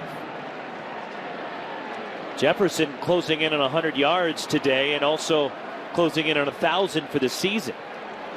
After that pickup of 1, he's got 93 yards today, and he is 8 shy of 1,000 on the year. But Colorado closing strong to the first half. It was a 7-3 game, and 17 straight points for Colorado. And K.D. Nixon, a huge first half, stepping up in the absence of Laviska Shenault, as Lewis Johnson with Mike McIntyre. Coach, let's talk defense first. Your thoughts on your defensive pressure, sacks, what you've done today so far in the first half? I thought our pressure was good. We gave up a run on the reverse. Our linebacker jumped out, should have stayed in it. So that was disappointing, but I thought overall the defense has played well. All right, you don't have Laviska, right? But here comes K.D. Nixon, who really has great impact with catches and touchdowns. What about his play? K.D.'s playing really well. We got to score a touchdown down there, and we screwed up our 2-minute drive. Right. It's very disappointing. All right, thanks so much. Thank you. All righty, McIntyre McIntyre looking for the best always. Yeah, coaches are never satisfied, Lewis. He's up 24-3, and coaches can always nitpick. No surprise there. Big second half on the way where Colorado needs to ensure that they come out with bowl eligibility. Halftime at Folsom Field coming up. We'll take you outside the stadium and the State Farm halftime report with Ashley Adamson.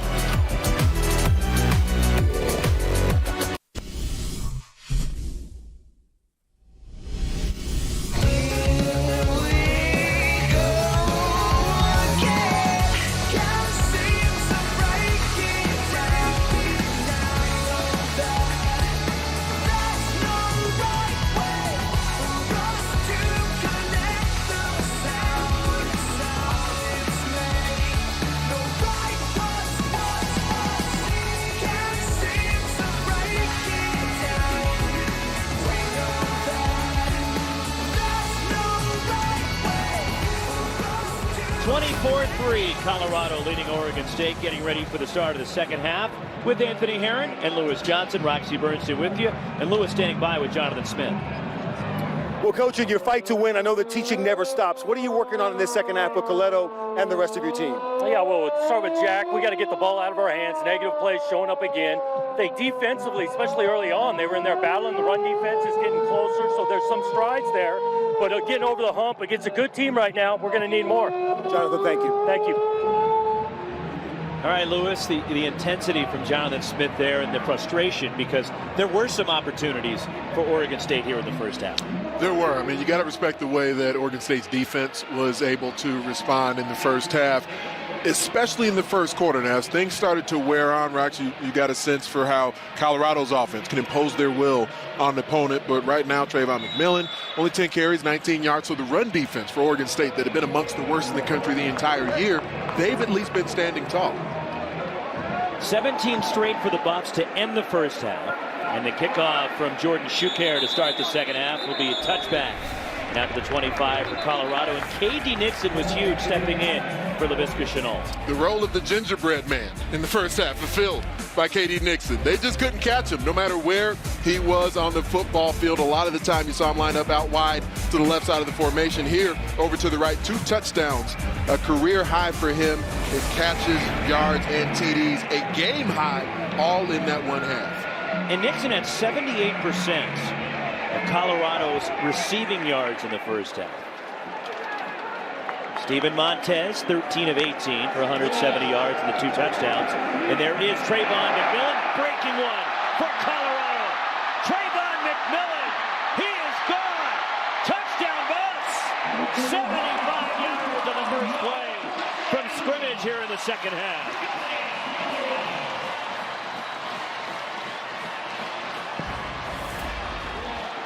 That's an attitude run from that offensive line.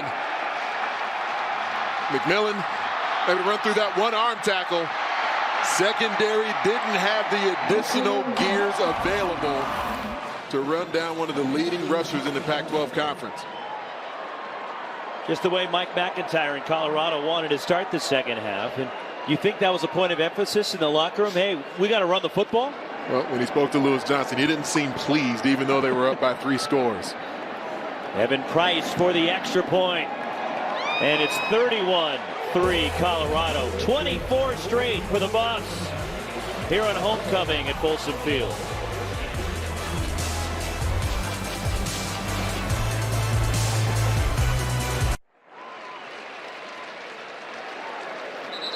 Back at Folsom Field, touchdown-seeking missile is this dude right here. He made it the 31-3 score because we're going to see a cutoff from the backside from Aaron Hagler, then a combo right there in the middle between the center, Kobe Purcell, and Tim Lynott.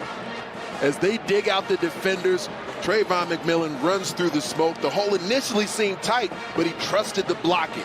Then from there, when he's in the open field, the afterburner's available. He's gone. Ties McMillan's longest run of the season. 11 carries, 94 yards for the grad transfer from Va-Tech, who graduated with a degree in finance from Virginia Tech. He ran for over 2,000 yards in his 3 years in Blacksburg. Davis Price will kick off. And Champ Fleming's the return man for Oregon State will just take a knee. It'll come out to the 25 for the Beavers as Colorado has scored 24 straight. after it was 7-3. Steven Montez, a couple of touchdown passes to K.D. Nixon, a pick 6 for this Colorado defense from Dante Wigley. And now we're going to see Jake Luton taking over at quarterback for Oregon State for Jack Coletto. Luton, who missed the last 4 games with a high ankle sprain, practiced some this week and is cleared and ready to go. And he was the backup going into the game as Jermar Jefferson, the ball carrier, with a pickup of about 3. In all honesty, I mean, Jake Luton is probably the guy who, if he's fully healthy, should be the starter for this football team. He's not completely back yet, but he has been practicing at an increased tempo over the last couple of weeks, trying to recover from that high ankle sprain. Senior from Marysville, Washington, who began his college career at Idaho. And it's Jefferson to the outside, and it's strung out nicely by Drew Lewis. Now, I would say this, my observations from the first half, from Jack Coletto, it's his first start. It's the most passes he's ever thrown in a game that he threw in one half. But I thought, from my expectation, what I've seen on film this season, Coletto threw the ball fairly well. 4 drops in the first half from the Oregon State receivers. And as I referenced, I didn't see the level of urgency coming out of their breaks on a lot of routes, especially as the half wore on. B.J. Baylor, the running back, on 3rd and 5. So Jake Luton has completed 62% of his passes in limited duty this year because of the injury. And it's over the middle and complete, and a first down. Tegan Quitoriano with the catch, and the freshman tight end out near the 40-yard line. But then comparably, the difference is when Jake Luton's in the lineup, a lot more frequently the ball will come out on time. You're going to see the rhythm of the passing game have a much higher level of efficiency. Second catch on the season for Quitoriano. From the 38, 1st and 10 Beavs, and Jermar Jefferson, the ball carrier, spinning. And he gets one as he runs into Javier Edwards. Based off the description from Jonathan Smith and Brian Lindgren, and Jake Luton was never a really mobile guy anyway, but he's not going to be an option when they're showing the read at the mesh point. He's not someone in a position right now to carry the football much. And Edwards is the shaken up Colorado player. After he made the tackle on Jermar Jefferson after a 1-yard gain. And Javier Edwards, a senior from Houston, who turned 22 today. It's his birthday, so happy birthday to Javier Edwards, although struggling a little bit, now up on his feet.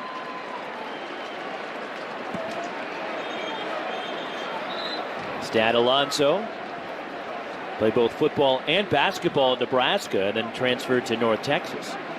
And he needs some help, unfortunately, getting off the field.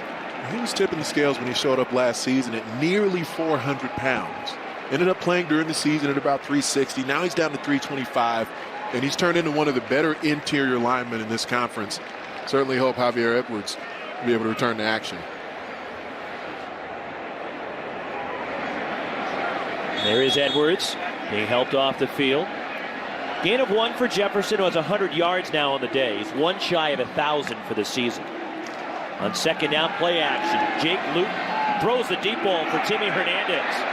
And it's incomplete. Good coverage from Dante Wigley.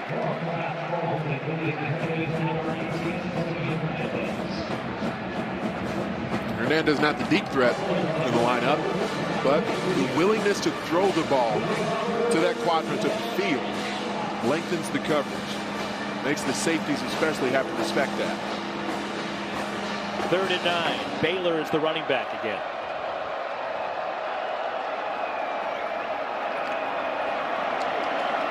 Luton on the move. Throws to the outside. It's caught. And Isaiah Hodges with the first down into Colorado territory. A little movement from Luton. And the easy flick of the wrist, you see it ends up as the outcut. He gets beyond the sticks, fights off the defender, and he sees Jake Luton, starts to evacuate the pocket, reverse pivots outside. Luton puts it on the money. Hodges does a nice job hauling it in. 13 yards for the first down. Luton on first down, looking under pressure, dumps it off to B.J. Baylor, and Baylor gets a couple. Nate Landman on the tackle, the pressure from Mustafa Johnson. We were there in Pullman last year when he had the horrible injury against Washington State. Played in 4 games last year and huge hit that he took, lost for the season with the injury, and luckily everything ended up in the long run being okay for him. And now he's back there playing as a senior for Oregon State. And Jefferson, the ball carrier. Jefferson does go over now 1,000 yards in his freshman season. So he's over 100 yards now in the day. 5th game this season for Jermar Jefferson that he has run for at least 100 yards. He's been as impressive as anyone could have hoped for, even beyond what the expectations were for Jonathan Smith when they recruited him to this program. Once the Oregon State offer was there, some of the major programs on the block started to come after Jermar Jefferson, but he stuck with his commitment. 3rd down. Luton fires and a catch right at the stick. Should be a first down to Timmy Hernandez. And that was a bullet out of the right hand of Jake Luton. It's a physical grab from Hernandez for multiple reasons, because the defender, Dante Wigley, was in position to collision him. Here is Jefferson on 1st down, and he is dropped behind the line for a loss of 1.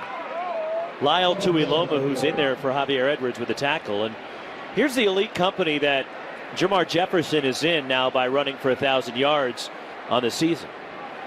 Douglas Rogers, these fans remember that name well. He's actually the cousin of B.J. Bailey, one of the backup running backs we've seen in action today.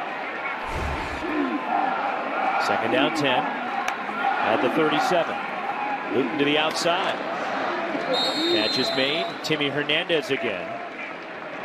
And for Hernandez, his 5th catch to bring up 3rd down. Luton can put some easy RPMs on the ball. He doesn't need to overthrow it, but the way the revolutions just spin out of his hand, it gets there in a hurry. Hernandez going over 1,000 career receiving yards today.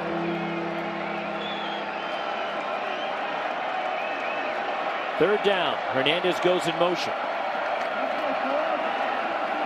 Good protection for Luton. Throwing a deep ball and too far for Trevon Bradford, and it's 4th down.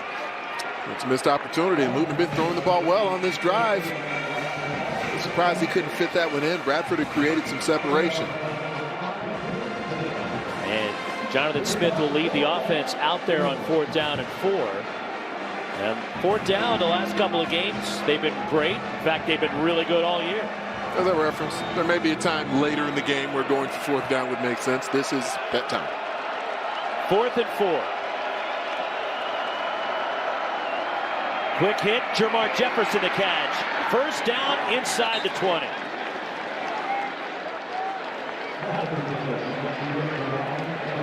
Second catch for Jefferson today. It's such a tool for an offense to have running backs that you can feel confident, not just throwing swing passes to, but throwing in-cutting routes, throwing slants, and trusting them in key moments like a 4th down that their hands will hold up. At the 16, after a gain of 15 from Luton to Jefferson.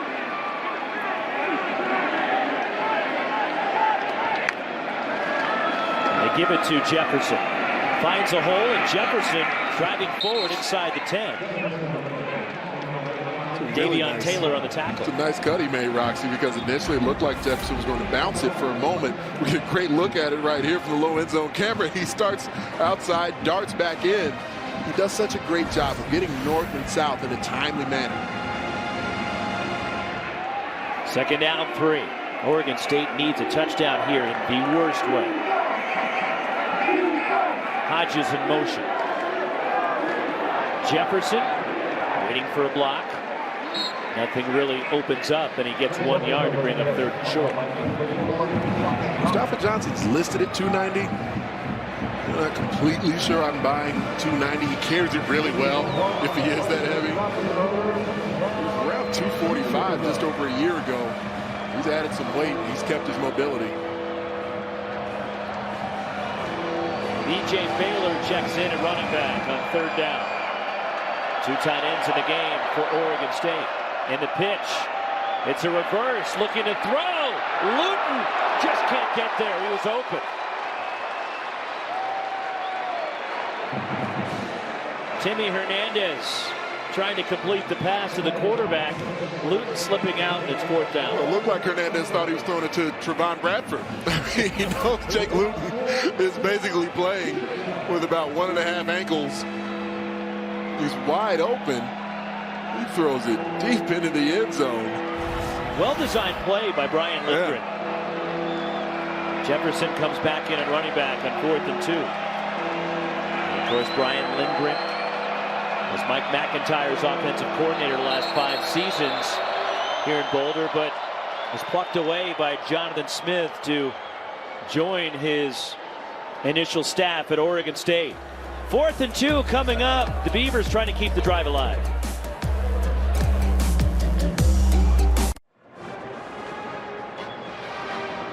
Jake Luton starting the 3rd quarter for Oregon State and engineering a good drive here down to the Colorado 8-yard line, where it's 4th down and 2, and Jonathan Smith and Oregon State will go for it. 1 for 1 on 4th down today, and they are 17 for 21 when they go for it on 4th down this season. Jermar Jefferson, the running back. 2 tight ends in the game for the Beavers. Luton trying to fade route, and it's caught. Touchdown! What an effort by Isaiah Hodgins. Tremendous catch by Hodgins for the score. Productivity and execution on this drive from the receivers far beyond what we saw in the first half. Isaiah Hodgins using every inch of his 6'4" frame. Full extension. Wow. Left hand on. That is a phenomenal grab.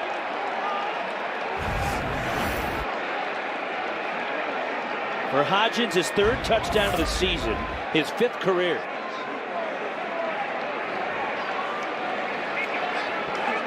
Check that one out on the playlist. Oregon State goes 75 yards in 17 plays. And the 8-yard touchdown pass, Luton, his 2nd touchdown pass of the year. And the brilliant catch from Isaiah Hodgins. And it's 31-10 as Oregon State finds the end zone. And on 4th down, what a play by Isaiah Hodgins. Couldn't have done it any better. Well thrown pass. Hodgins taking Wiggly to flight school.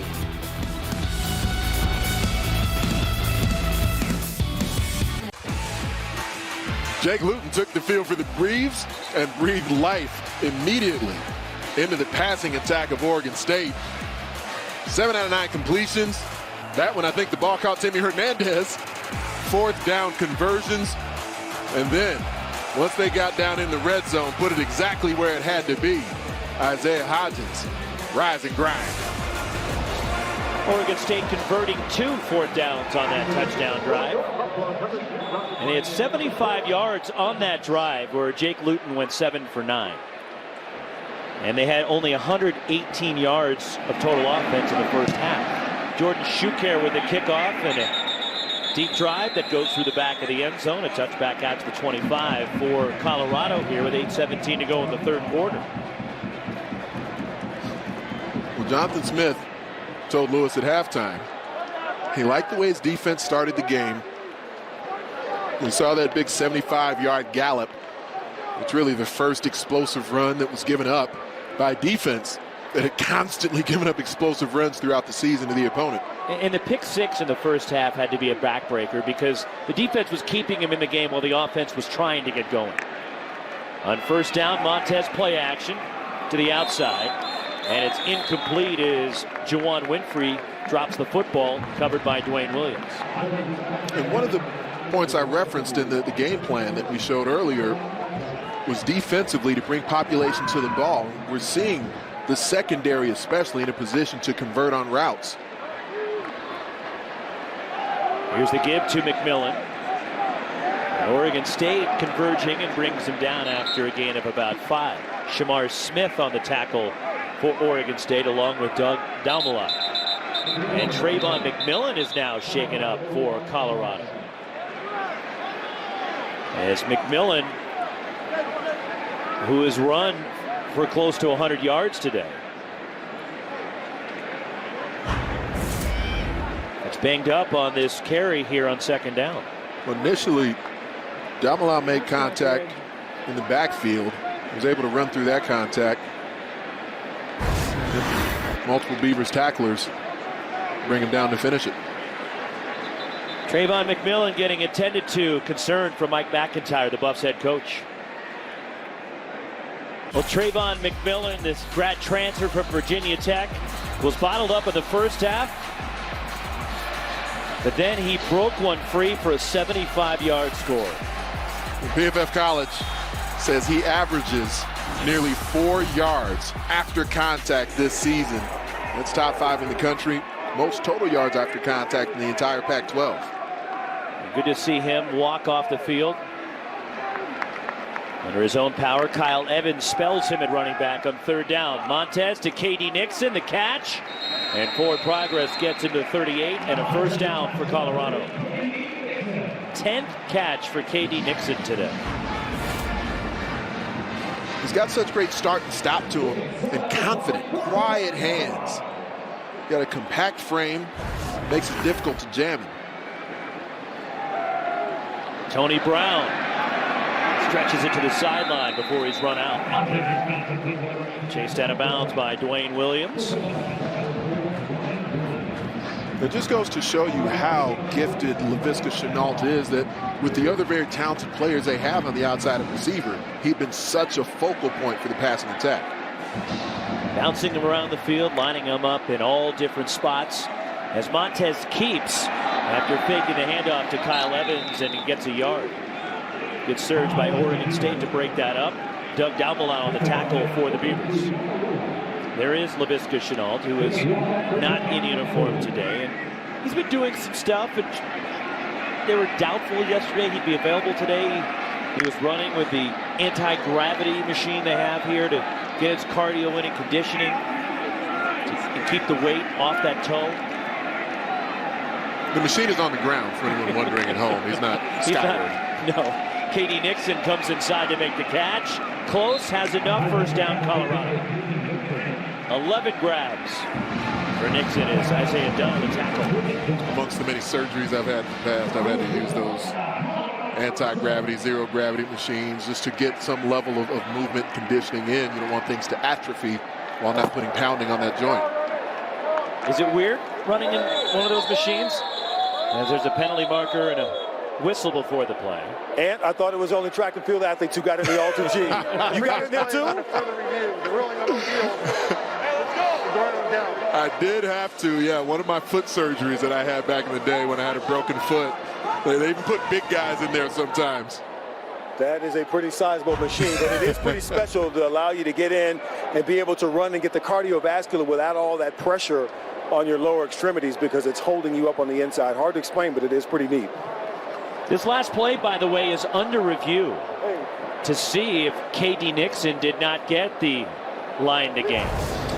In live action, my impression was that he caught it beyond the sticks and then took himself back short of the first down through his own momentum. So it wasn't like he was beyond the first down marker and then a tackler drove him back. K.D. Nixon, clean catch there beyond the first down. Then he starts to run backwards himself to try and evade a tackler. So really it'll be up to the officials, and it's, you know, a subjective thing, as a lot of these calls are, to determine when they feel that the tackler is engaging and stopping his forward momentum. And the ruling on the field is he did get a first down, as the ball is spotted at the 49-yard line of Colorado. But again, it is under review before Colorado could get the playoff on first down. And Kevin Marr, our referee here today, is taking off the headset. And he's been so elusive today. After further review, the runner was down at the 47-yard line. It'll be fourth down and 1 yard to go. So he did not get it. The call is overturned, and it's fourth down. Nixon's been elusive, or Kevin Marr's been elusive today? Well, K.D. Nixon certainly has. And so you don't want to overcoach a playmaker like him in regards to trying to elude tacklers and make plays in space. But if he'd had the presence of mind to know, I'm right here at the first down, I can just get vertical and move the chains, then they'd still be on offense right now. It's a very simplistic way to look at it, though, because if he eludes someone and goes for another 60 yards, then it's great. So forced to punt with Davis Price. Trevon Bradford, the return man for Oregon State, standing near the Beavers 10 as Price sends it skyward, coming up, calling for a fair catch, and moving away from it is Bradford as the ball bounces sideways out of bounds. Oregon State football. But first, we go to the studio again. Here's Chris Francis. Warm it up, Chris. Roxy, TikTok studio update as we continue to keep tabs on USC ASU. Sun Devils with a big lead, but redshirt freshman Jack Sears with his first touchdown pass. Michael Pittman Jr. catching it with just 18 seconds left in the half. 24-14 at the break. A banged-up USC team trailing at home with that 19-game LA Coliseum home winning streak on the line for the Trojans. They're battling. You got to respect that with all the bodies out of the lineup. I mean, on both sides of the ball, the guys who weren't dressing, you're showing me what the dress list looked like for the Trojans. Man, there's a lot of guys out of the lineup. Play action for Jake Luton to the outside, incomplete for Timmy Hernandez. Pressure coming off the edge from Davion Taylor.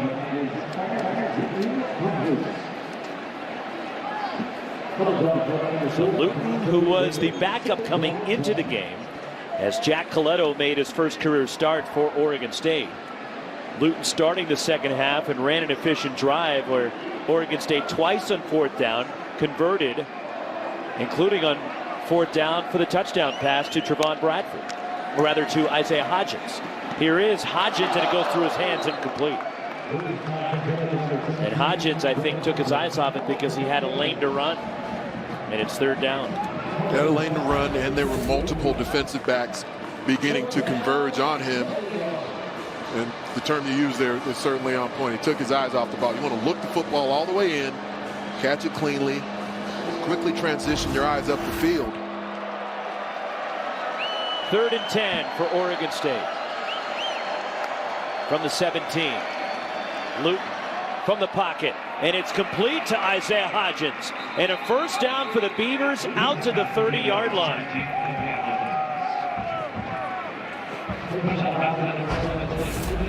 It's a very clean pocket. Situationally, even back in the first half, when Jack Coletto was in the lineup, pass protection held up well. Jonathan Smith told Lewis Johnson the timing of the passing game was something that was lacking.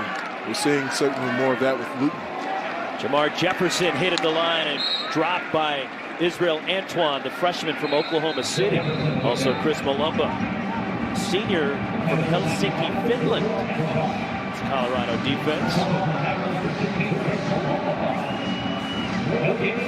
No gain, second down as B.J. Baylor comes in at running back. And if you're wondering, we haven't seen Artavis Pierce for a while.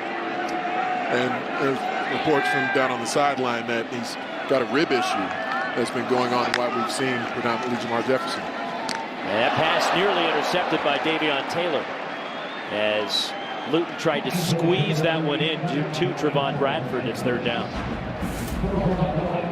These tight window throws, they're going to be contested throughout the day. Bradford broke the route off. Nearly ended up as another interception. 3rd down and 10 for Oregon State at the 30-yard line. Third down has not been kind to Oregon State. Pressure coming, Luton, and it's incomplete. Tried to get it to Noah Tongiai, the tight end. As the pressure coming off the edge from Davion Taylor, and it's 4th down. And that's the rub. Davion Taylor is going to come from the short side of the field. Luton not able to step into the throw. B.J. Baylor has to be better than that. He's got to get out to the edge, give his QB some time to step into it. Daniel Rodriguez will punt. Ronnie Blackman, the return man, standing at the Colorado 30. Another nice kick from Rodriguez. Driving Blackman back. Spinning to make the grab. Looking for a lane. There's a flag down as Blackman is brought down shy of the 35-yard line. Most likely penalty against Colorado, but then a late flag comes in well after the play, which could be against Oregon State. Just for good measure. A lot to sort out for Kevin Marr and his crew.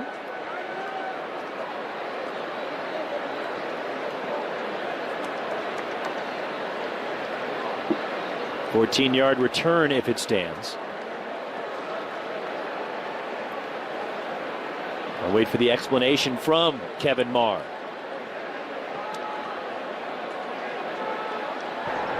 There were 2 fouls on the play, both during the return. Holding, receiving team number 17. That penalty is declined. Illegal block in the back, receiving team number 13. That penalty being enforced 10 yards, first down. Both penalties against Colorado, and it'll back up the Buffs, and there's more football coming your way on Pac-12 Network, and a terrific ball game from Stanford Stadium. Number 14, Washington State, and number 24, Stanford. 4 Pacific, 5 Mountain on the farm, and a huge game in the Pac-12 North. A couple of nationally ranked foes in the North Division. It's going to be a huge contest coming up later today on the Pac-12 Network. Trayvon McMillan back in the ball game and running back with the carry. He runs into Jeremy Reichner, who makes the tackle for Oregon State. Gardner Minshew, who leads the country in passing. And then KJ Costello, the Stanford quarterback, will try to keep up with the Heisman candidate. Think about the fact that Washington State going to head on the road. As you referenced, it's on the farm. Huge emotional game that they played last week. Second down, Montez launches downfield.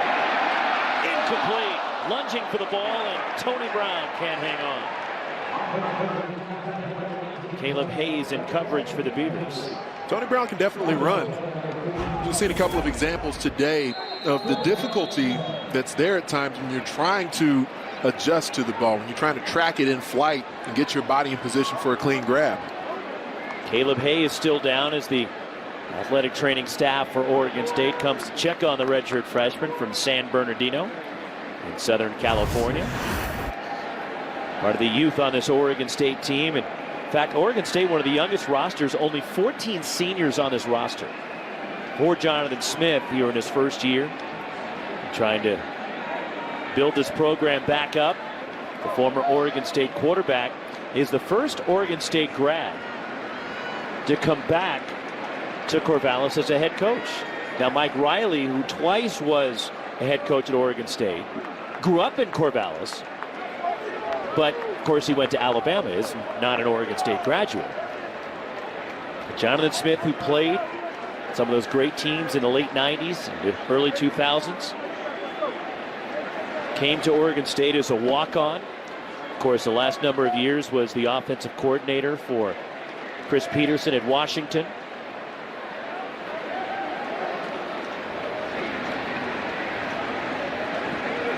Good that they were able to get Caleb Hayes off the field. And the guy across the field that he's looking at today, he can take a page out of Mike McIntyre's playbook, because Coach Mack knows how to build a program. He's done it at 2 different stops. Taking an opportunity, there was not much there, and building it into a good, solid program. Montez on 3rd down, scrambles for the first down and more. Montez into Oregon State territory. A huge pickup for Montez.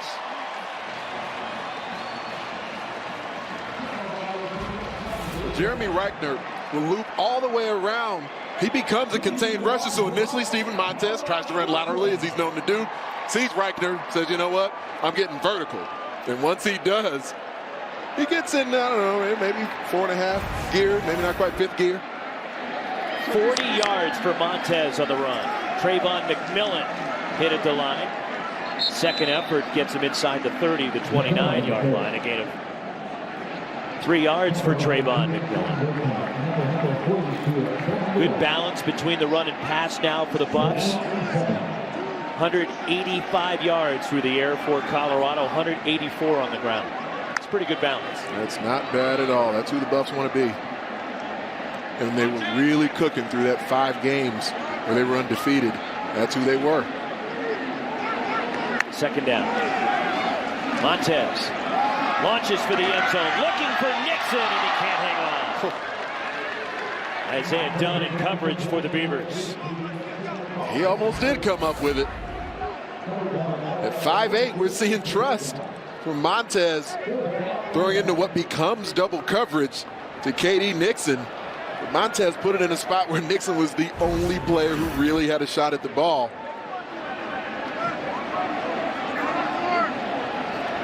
Nixon will get a breather here. He's earned it. 11 catches, 142 yards, 2 touchdowns for K.D. Nixon today. 3rd and 7 for the Buffs. Montez under pressure, escapes the pocket, throws it downfield for the end zone, and is it intercepted? Was he in bounds? They say yes. Sean Wilson with his 3rd career interception. His 2nd this season with an interception in the end zone for Oregon State. Types of receiver skills that Wilson had as a high school player on display right here. Steven Montez just threw the YOLO ball as he rolled left. Was Wilson able to keep that left foot in bounds? Look at that left heel. Was it out of bounds when he came down? The toe itself is not enough. The toe taps first. That means the heel needs to come down in bounds as well. He was right there on the line. It looks like the left heel came down out. On the field was an interception for a touchback. So the ruling on the field is interception. He had the turnover chainsaw momentarily. Right? I dig it. Make a play like that. And again, it's that left heel. All right. That's in question. Clean grab. Left foot coming down first. The toes tap in, but you see it right there. It appears fairly clear that the heel lands out.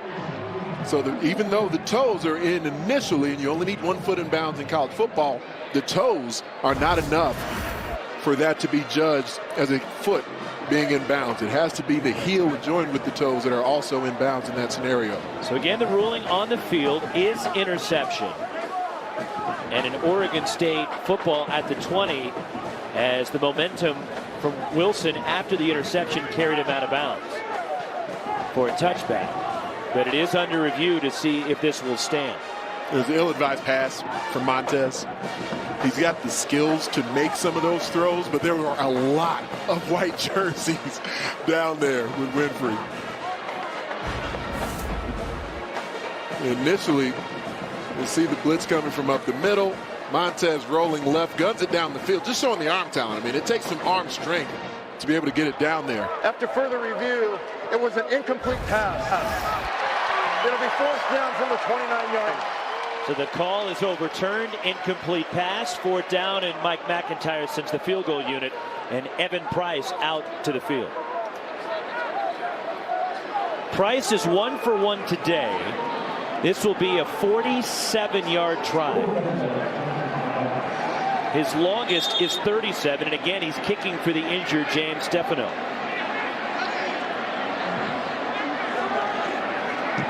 It's blocked. And Oregon State comes up with a big play on special teams. They block the field goal attempt of Evan Price, and the Beavers get the football. In fact, they actually gained 9 yards because the interception would have given them a touchback ball at the 20. But the blocked field goal put the ball at the 29. It looked to me like Elu Aiden was the guy who got through, and it was. All 380 pounds of him. There's one thing to be able to drive through, push the pocket. Elu Aiden, he gets airborne just enough. And of course, Evan Price, he did have to drive that one a bit more. You're going to call that airborne? I mean, it was a good 2, maybe 3 inches off the ground. I'm willing to go with that. The native of American Samoa blocks the field goal. In fact, he was the only recruit that followed Gary Anderson. He committed to him at Wisconsin and followed him to Oregon State when Gary Anderson made the move to Corvallis. And then, of course, Gary Anderson stepping down, parting ways at Oregon State midway through last season. And now Jonathan Smith in his first year. And Elu Aiden blocking the field goal try of Price. Aiden, one of the newest members of the Polynotes. He, along with Gus Lavaka, some of the other Samoan players on the Beavs. And the honorary member of the Polynotes, Anthony Herron. Jake Luton will throw on 2nd down. Open downfield is Isaiah Hodgins with the catch. Nice pass from Jake Luton into Colorado territory. Well, it looks like we will get repetitive with that phrase because it certainly was another nice pass. Great route, stair steps wiggly. And then the ball is right on time because you saw the safety starting to converge just at the last moment in Kyle Trigo. Hodgins a bit shaken up, heading to the sideline after making that grab. He just recently recovered from a big hamstring injury. Returned to the lineup last week, looking more like his old self today. 33 yards in the last pass. Luton under pressure, and it's complete to Champ Flemings, who hangs on, takes a hit, and there's a flag after Nick Fisher leveled the freshman Champ Flemings. Third catch of the year for Flemings. The 5'5", 145 receiver, a 16-yard pickup, and then we'll check the flag. Well, crowd booing the flag. Personal foul, targeting, defense number 7. The previous play is under further review. So it was a targeting flag. It came from the back judge, or the center judge in the middle of the field. So all he can really see from his position is Nick Fisher, whose head was lowered. He had a sort of parallel position to his upper body. And it looks like from that angle, another great look for my camera crew here, where you sort of see the convulsive shock that was laid on the hip from Champ Flemings. But I do believe that upon review, this is one that will end up being overturned. Again, worthy of review, because when you're borderline on it, the officials are coached to go ahead and have another look at it. You see it from his vantage point in real speed. Well, Oregon State may look at it and say, well, okay, maybe that stops a little bit of momentum, but I do think that upon review, this one will be overturned and Nick Fisher will be able to stay in the lineup. Here is Kevin Marr. Takes the headset off, and he'll give us the verdict. After further review, there was no foul for targeting. It'll be first down. So they have removed the personal foul targeting. The call is reversed. That's how it's supposed to work. So Nick Fisher can stay in the football game. He is not disqualified. And it's a first down for the Beavers at the Colorado 24. Oregon State is on the move again behind Luton. Luton is 10 for 16 since coming in. 121 yards, a touchdown, and that going for 16 to Flemings. We haven't seen as much activity from Mustafa Johnson, the defensive front. The slide protection has been able to keep him out of the backfield a bit. Play action for Luton. Under pressure. And he goes down, the sack for Nate Landman. His second today. And Nate Landman making another bid for yet another Pac-12 Defensive Player of the Week award. Coming right up the gut. This turns into a green dog. It's basically a delayed blitz where he can tell Jamar Jefferson is staying in the backfield. Not essentially his coverage assignment, but the Red Sea opens up. Landman goes and gets it. 2 sacks, 4 tackles for loss, and 9 tackles today for Nate Landman. Loss of 9 on 2nd and 19. Luton, and it's incomplete, trying to get it to Noah Tongiak. Landman dropping back into coverage. Rather, that's Kyle Trigo back there with Nate Landman in coverage. They just haven't been able to get Tongiak going this season. Bothered by an injury early in the year. He had a slow start. New offensive system. Multiple quarterbacks in and out of the lineup. And last year, Tongiak was second team all Pac-12 at tight end. 3rd and 19 for the Beavers. Screen set up, and they drop it off to Jefferson. And Jermar Jefferson heading downfield. Chased down from behind by Alex Changham. And there's another penalty flag. 2 have come in. 21 seconds left, 3rd quarter. And we'll check the penalties here. We'll see. They may be prepared to review another targeting here. I'll say this.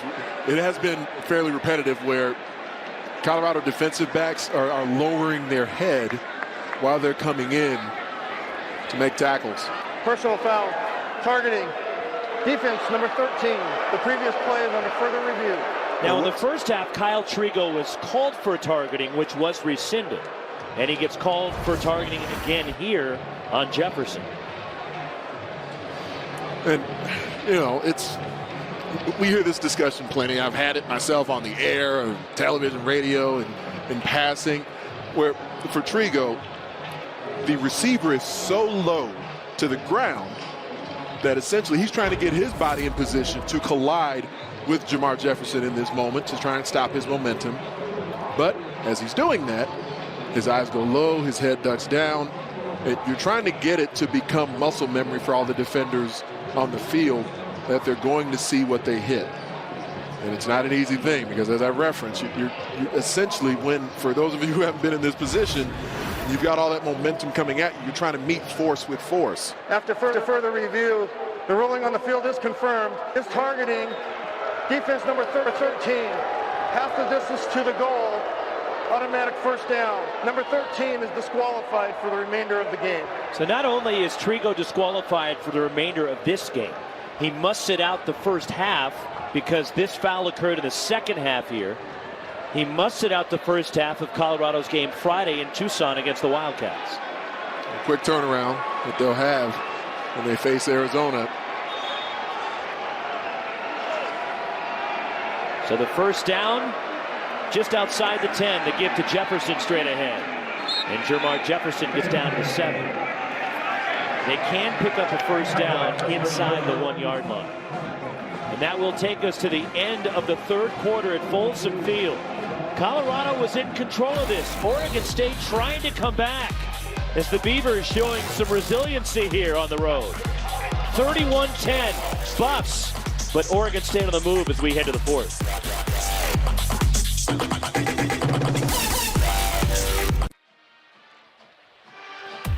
Time now for our CDW well-orchestrated play. Let's go back to the first quarter. Jermar Jefferson, free throw right here, fakes the handoff on the reverse, and then as he does, the entire defense out of position, let it run. So he gets into the open field, and as he's in space, eludes several other tacklers. 36 yards later, the Buffs finally bring him down. It was that fake handoff in the backfield that made the defense bite for just a moment, and that backfield action set up the space available for Jermar Jefferson. That, our CDW well-orchestrated play. 24 carries, 114 yards for Jefferson, his fifth 100-yard game of the season. The freshman has eclipsed 1,000 yards on the year here today. As we start the fourth, Oregon State, second down. And it is Jermar Jefferson spinning, stretching the play out, trying to get to the edge, and he's brought down shy of the goal line. Evan Worthington chasing him down. It's a small thing that goes unnoticed, but the effort made is the spin move outside. Jefferson isn't necessarily going to get to the corner with speed, but he switches the ball to try the stiff arm. Did you see Evan Worthington slap the hand down so he could get his body back in position? Actually, that was Trey Udofia. Slap the hand down to get in position to actually bring Jefferson down before he got in the end zone. Jack Coletto returns at quarterback on 3rd and short. They can get a first down inside the 1. Coletto, quarterback draw straight ahead, reaches out, he's in, touchdown Oregon State. Second rushing touchdown of the season for Jack Coletto, who came back in, gets the score, and Oregon State making this a 2-score game. We got us a game, Rox. And DJ Elliott, the defensive coordinator for Colorado, told us they anticipated seeing both quarterbacks at some point. They've seen both QBs in this game today. Both have been effective in their own way. Jordan Schuker for the extra point after a 9-play, 71-yard drive. Trouble with the snap. Timmy Hernandez gets it down, and Schuker gets the extra point. Beavers are back in it. Coletto breathing life back into this OSU game plan. Beavs not going away. Oh. It is homecoming in Boulder, and a pivotal matchup for the Colorado Buffaloes. Second down, Montez looking for the end zone. Touchdown, Colorado. Jermar Jefferson breaking tackles, and it's picked off by Dante Wigley. The pick six, touchdown Buffs. Rolling right, Montez. A TD for KD. Trayvon McMillan, he is gone. Touchdown Buffs. Luton trying the fade route, and it's caught. Touchdown. What an effort by Isaiah Hodgins. Oregon State clawing their way back in, and they've looked pretty crisp here in the second half. They were down 31-3. It's now 31-17. Jordan Schuker will kick off with 14.5 minutes to play. And he blasts this one deep. It'll come out to the 25 for Colorado. But first, we check in with Chris Francis in the studio.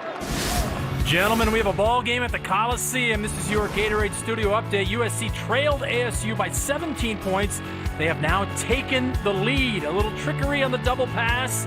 Velus Jones to Michael Pittman Jr. And ASU has just kicked a field goal now. Is the third quarter. They missed the field goal, excuse me. Updates as they happen, guys. Back to you. Boy, USC, a lot of people were ready to cast them off today with all the injuries, and Jack Sears making his first appearance at quarterback. And give them credit. They got down, they've come back, and they have the lead now. False start. Offense number 76. 5-yard penalty. Down. Right tackle Frank Phillip called for a false start, and Mr. Moe is completely on the side of the boys from Corvallis right now. Well, Phillip, one of those 3 freshmen who, for the first time in school history, 3 freshmen starting the Colorado Buffaloes on the offensive line. Back at the 20-yard line for Steven Montez. He'll throw on first down. Montez, and it's caught by Jay McIntyre, shy of a first down. He gets out across the 30. That's a gain of 11 yards. You see where there's a bit of hesitation in the secondary because Steven Montez has been willing to throw the ball over the heads of the Oregon State safety, so they're not driving on routes in the way that you might expect. Throwing on second down. Another grab, breaking a tackle. KD Nixon fights his way out near midfield. Catch number 12 for KD Nixon and a first down for the Buffaloes. And he is just constant motion during the route, after the catch. Plays with this controlled aggression about him.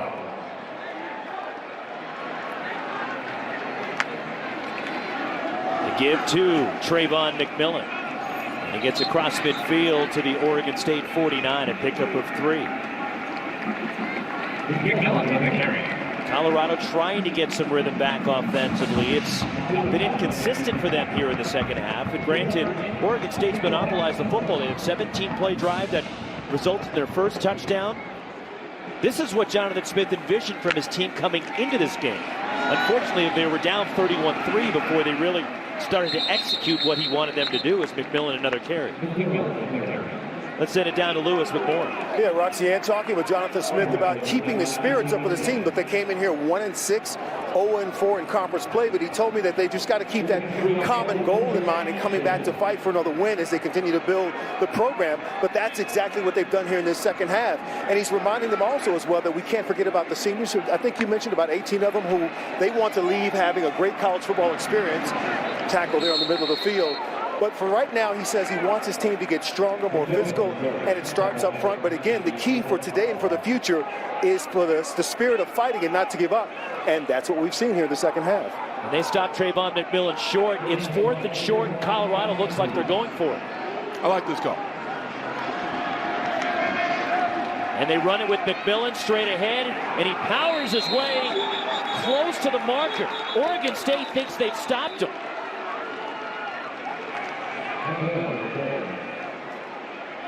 They certainly seemed fairly adamant about it, but it looked like Trayvon McMillan had plenty of momentum going beyond the first down yardage. They'll bring the sticks out to measure.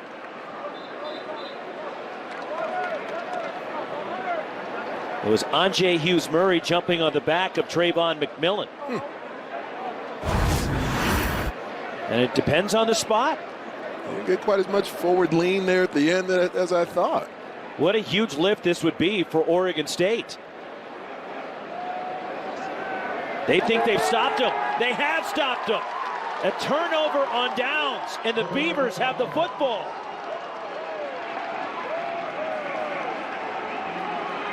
Check out the big run on the Beavs. A 4th down stop. And I referenced it. I like the call because I did feel like you'd seen the run game for Colorado start to tenderize the meat a little bit of the interior of Oregon State's defense. And from that field position, still being up multiple scores, the level of risk that you're assessing if you're Mike McIntyre is still manageable. So I think it was the right call to go for that 4th down, look to extend that drive and put points on the board that could try to put this game away. He's got to respect the way Oregon State rose up. So a blocked field goal and a turnover on downs. Oregon State with the ball at the 43. And they run it with Jermar Jefferson through the line. And he's chopped down inside Colorado territory by Darian Rakestraw. And now Jefferson is down.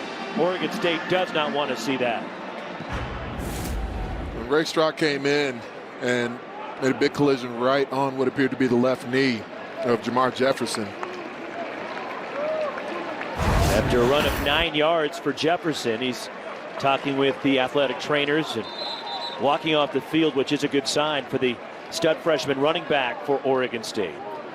But now 26 carries, 128 yards for Jefferson today. We referenced earlier there's a rib issue with Artavis Pierce, which is why we haven't seen him in the game. There's Pierce awaiting Jermar Jefferson as he comes to the sideline. So B.J. Baylor in at running back, 2nd and 1. Jake Luton throws down the left sideline for Hodgins, who makes the catch. Went up the ladder and brought it in. Took it away from Trey Udofia, and Oregon State hustling up to the line.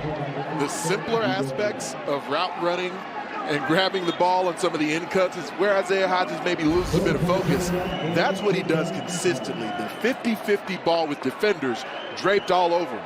28 yards to Hodgins. And no doubt about it, Jake Luton has given Oregon State a spark here in the second half. Jefferson back in the game. I take it back, that is Baylor running back. Has trouble with the snap, and Luton gets back on top of it. Rather, it's Noah Tongiai getting on top of the loose football. You've got rhythm, you've got momentum. It's about maintaining your focus. Key moments like this, Sumner Houston looked like the ball didn't quite get up to Jake Luton. Now Jefferson is back in for Oregon State after a loss of 2, 2nd and 12.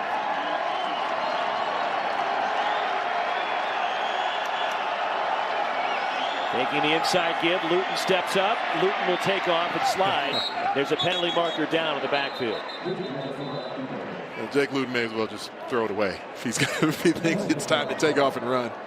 Holding. Offense number 63. 10-yard penalty. 3 down. That's my other fellow Poly note, Gus Lavaca, back in the lineup. He's here starting to get beat inside by Mustafa Johnson, as I referenced, the best hips in the Pac-12, not just for defensive linemen, just overall. Anyone in the Pac-12, they don't have hips like Mustafa Johnson.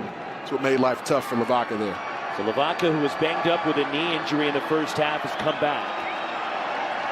2nd down, 22 after the holding penalty. 2 tight ends in the game. And Jermar Jefferson behind Jake Luton under center here.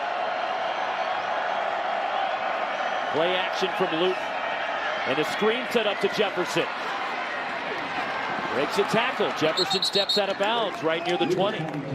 Another nice play call from Brian Lindgren. Took advantage of the rush being sucked in. Was able to get some yardage back. And I did enjoy watching Nate Lamont work here because there's 2 blockers in position. And he's able to defeat both blockers and forces Jermar Jefferson to belly enough where the Colorado defense has time to rally, because that had the potential for becoming a really big play. 3rd down and 11. Just outside the 20 for Oregon State. Luton, screen to Jefferson again. Jefferson cuts it back, steps out of bounds inside the 20. It's 4th down. And we'll see what Jonathan Smith and Oregon State want to do with just over 10 minutes to play. And they'll send the field goal unit out, being down 31-17 with 10 minutes to go. Wouldn't have surprised me if he went for that 4th down, because Jonathan Smith has been Mr. 4th down and this 4th year. down has been their friend. It certainly has. Shoecare 1 for 1 today. This will be a 35-yard kick. 36, they backed up a yard. Shoecare out of the hold of Timmy Hernandez. Shoecare off the upright, and it goes through for Oregon State. Going right for the Beavs. The Beavs are getting the breaks. It's now 31-20. And Shoecare 2 for 2 on the day. 9:29 to go. This is turning into a pretty good ball game.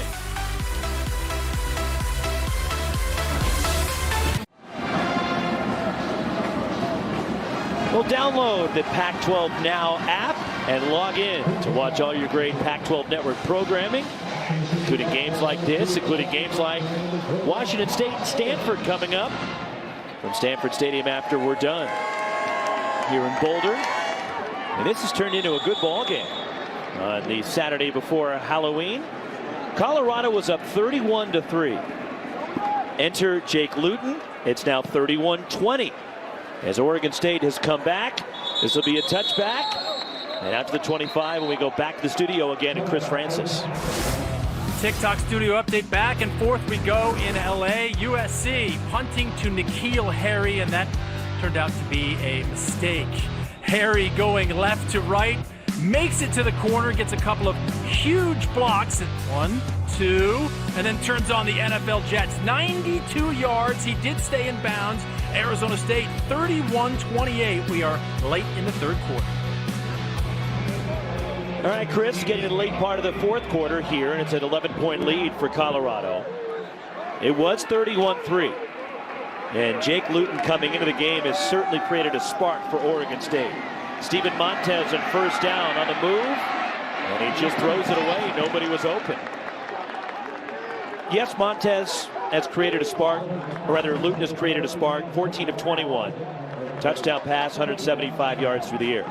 But what else have you noticed from Oregon State here in the second half? Well, frankly, the receivers didn't play well when Jack Colletto was on the field either, so their urgency has certainly upticked with Jake Luton out there. It's like they're believing more with him behind center. And the Beavs defense has been fighting. They've been feisty throughout the game. This is the best effort they've had in conference play.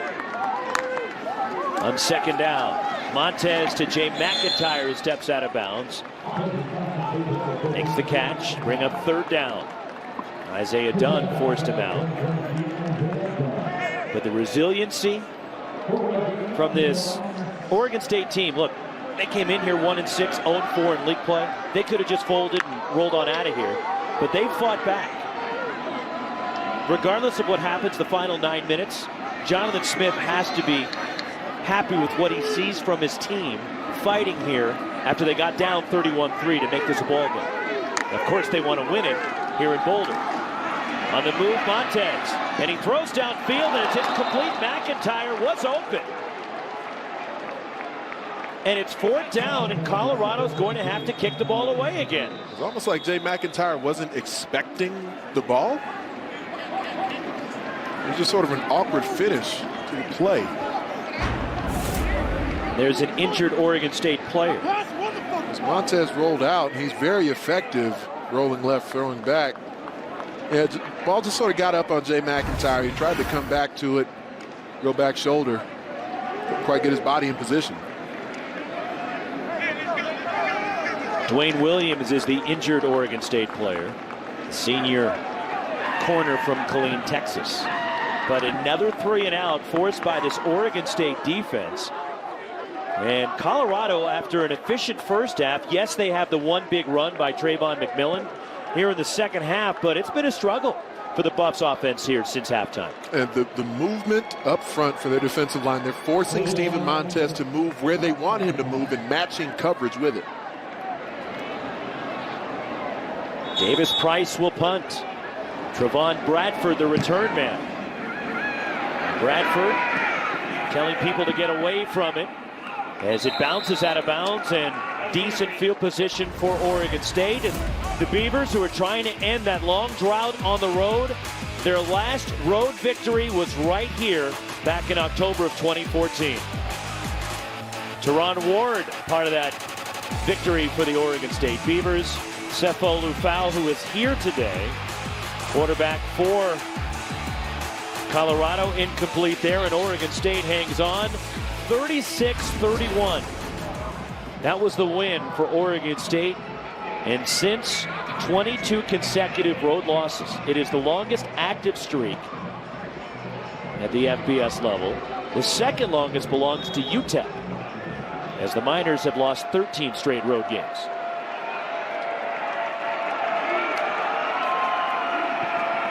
Luton to Timmy Hernandez. It's caught, and Hernandez dragging Udofia with him. And he drags him for a first down out across the 47-yard line. It's an interesting dynamic at this point in the game, because now Oregon State is in a position where they truly recognize we're mounting a comeback. We can win this game. Does their mentality, their level of aggression, does that change at this point? There's a palpable belief on the Oregon State side right now. Luton again to the outside, and stepping out of bounds is Hodgins after the catch. 7th catch for Isaiah Hodgins, who is over 100 yards receiving today. I mean, Jake Luton, we've known him as a talented passer over the time, a couple of years that he's been in Corvallis with the Beavs. But the way he's throwing the ball right now in this half, it looks easy to him. There's an easy release, an easy heat coming off that right shoulder. 2nd and 4 inside Bucs territory. Luton again to Hodgins. And Hodgins across the 40, first down, stepping in front of Delrick Abrams, Jr., the cornerback. And that's a first down for Oregon State to the 39. Abrams is returning from injury here in this game. You're almost better off just letting Isaiah Hodgins run open and just see if he drops it, because when you're right there in his hip pocket, he catches it every time. Abrams, who didn't play last week in their loss in Seattle. Pump, Luton down the sideline for Hernandez, and he makes the catch. Timmy Hernandez. First and goal, Oregon State, and Hernandez is still down. Let's watch the protection. Jamar Jefferson right there, right side of your screen, picks up the oncoming blitzer. That provides the time for Jake Luton to put it right on the money. Couldn't have gone out to Timmy Hernandez and handed the football to him any more accurately. 32 yards to Timmy Hernandez. It'll be first and goal, Beavers at the 7, as Hernandez is getting attended to. Still 7:25 to play. Colorado has all 3 timeouts. Oregon State has 2. But Jake Luton has thrown for nearly 200 yards here in the second half. And the Beavs knocking on the door for more points.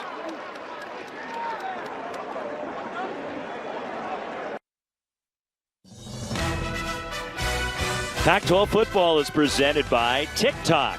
Short videos for you. Download the TikTok app today and follow Pac-12 Network to see exclusive Pac-12 content. 76, we're on the driver's side. And by Ice Cold Dr. Pepper, the official drink of Fansville.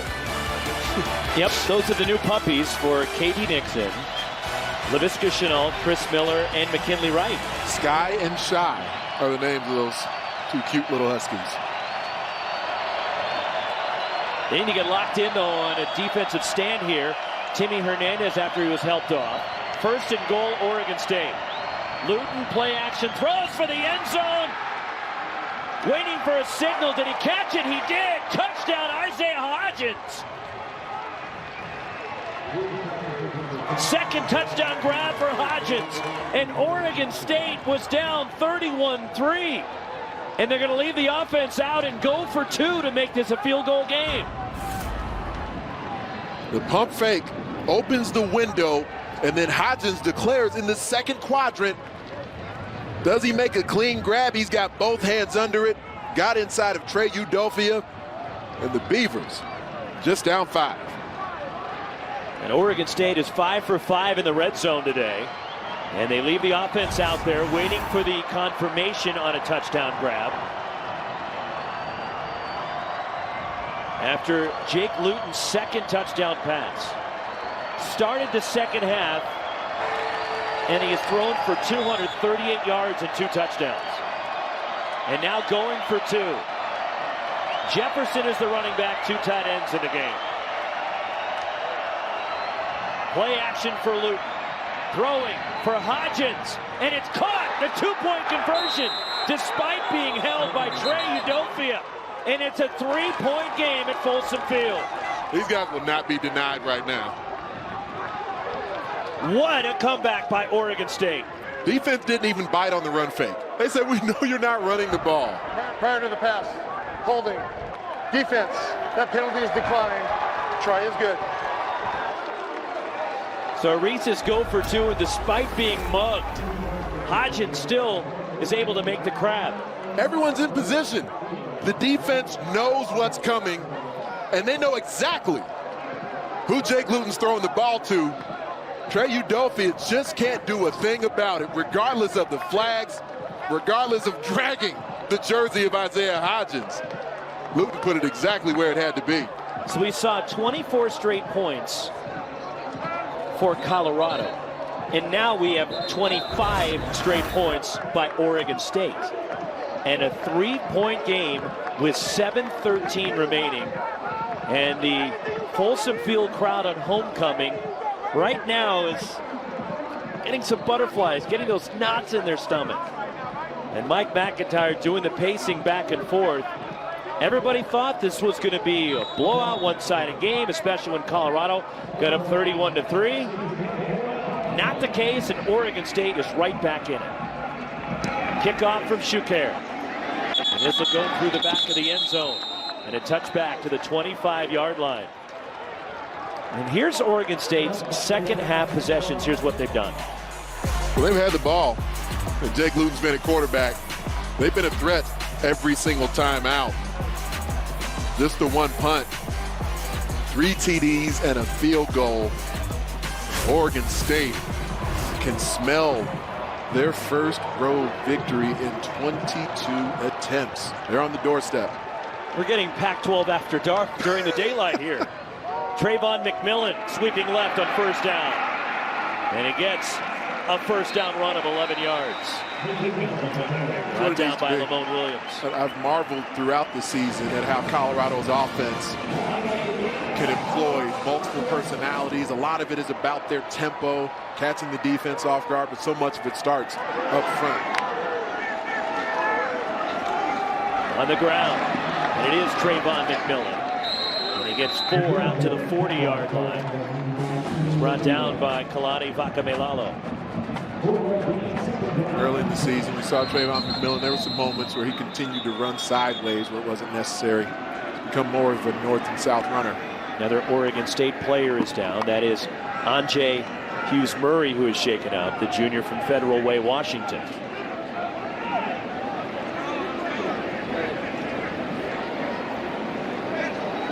.640 remaining. And Colorado will have a second down and 6. So on a scale of 1 to 10, how surprised are you by what we're seeing? Does the scale cap at 10? Is it maxed out with that number? Can we turn it up to 11? Is that an option? It's your game. You can do what you want with it. All right, 11 it is. Let's take a look at Anjay Hughes-Murray. Just towards the end of the play, there's so many bodies, all his teammates rallying to it. His leg gets rolled up. He's one of the players who displayed the type of attitude that Tim Tibesar is looking for. And here's the fight and the effort from Oregon State today, that this is what Jonathan Smith was looking for. He was a little frustrated, disappointed after the loss at home last week, the way it went down against Cal. And he probably was not a happy camper at halftime. But the second half, this is the football team that he was hoping and expecting to see. 2nd and 6 for the Buffs, as Hughes-Murray was helped off.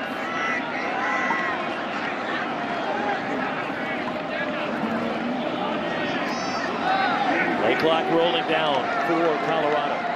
Kyle Evans, the running back. And the carry by Evans. And he finds a hole and gets a first down. Just shy of the 47-yard line, but good running by the senior from San Jose in the Bay Area, Kyle Evans. It's one of the reasons they have faith in him. Former walk-on, Kyle Evans. He's made plays for this ball club before.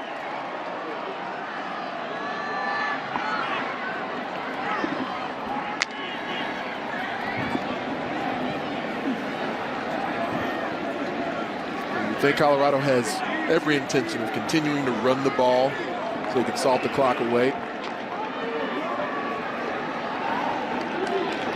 On first down, this is Kyle Evans again. Evans has nowhere to go, and he's tackled by Hamika Rashid for a loss of a yard. Big front for Oregon State. Elu Aiden eating up blockers, along with Lamone Williams. Projecting forward, if Oregon State makes another quality play on second down, they could force Colorado into a decision whether or not they're willing to throw the ball on third. They're throwing on second. Montez throwing the deep ball to K.D. Nixon, and he makes the catch! What a grab by Nixon! Into double coverage, and Nixon has it inside the red zone. Darren Severini allowing the aggression, trusting Steven Montez, and K.D. Nixon goes up. One-handed. The 5'8" becomes about 6'4", extending the right arm up between two defenders. 39 yards on that play to Nixon.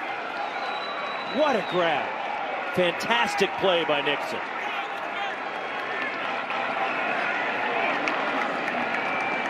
At the 15, 1st and 10. Oregon State's defense now has to, at minimum, hold Colorado to a field goal. Evans breaks a tackle, lunges forward for a pickup of 3. But K.D. Nixon, in the absence of Chenault today, 13 catches, 198 yards. And that highlight reel play, that was a huge lift in what Colorado needed. We're not going to go ahead and say Laviska who, because that would just be silly, but for what K.D. Nixon has done from a productivity standpoint today, how he's been spinning defenders around like tops throughout the game, shows the true talent. Evans stays in a running back on 2nd and 7. They clock at 5. And the handoff, Kyle Evans looking for a block. Brought down shy of the 10 by Shamar Smith.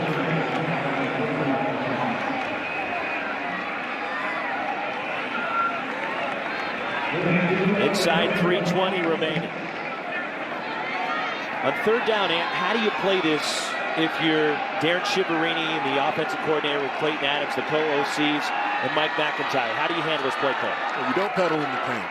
You know, as a defensive back, you know where the 1st down is, you know where the goal line is. Come up in collision wide receivers.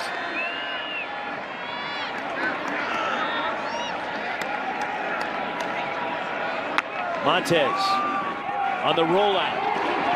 Nothing there. Flag down. Montez reverses field. He'll run. Montez dives, has the 1st down. But again, there's a penalty marker in the backfield. Holding. Offense number 76. 10-yard penalty. Repeat now. The freshman right tackle, Frank Phillip, called for holding, negates the 1st down run. That can happen on occasion where you call sprint action to one side of the field. So the offensive line, they engage defenders as they run with them. But then as Steven Montez makes the decision to cut back, it can be very difficult. And that was actually even before the cutback. That was just Phillip was getting beat inside. And often you see in those moments where the cutback happens and then a defender tries to disengage. He was holding Jeremy Reichner. So it wipes out the 1st down run by Montez. Backs him up. It's 3rd down. Back out at the 20.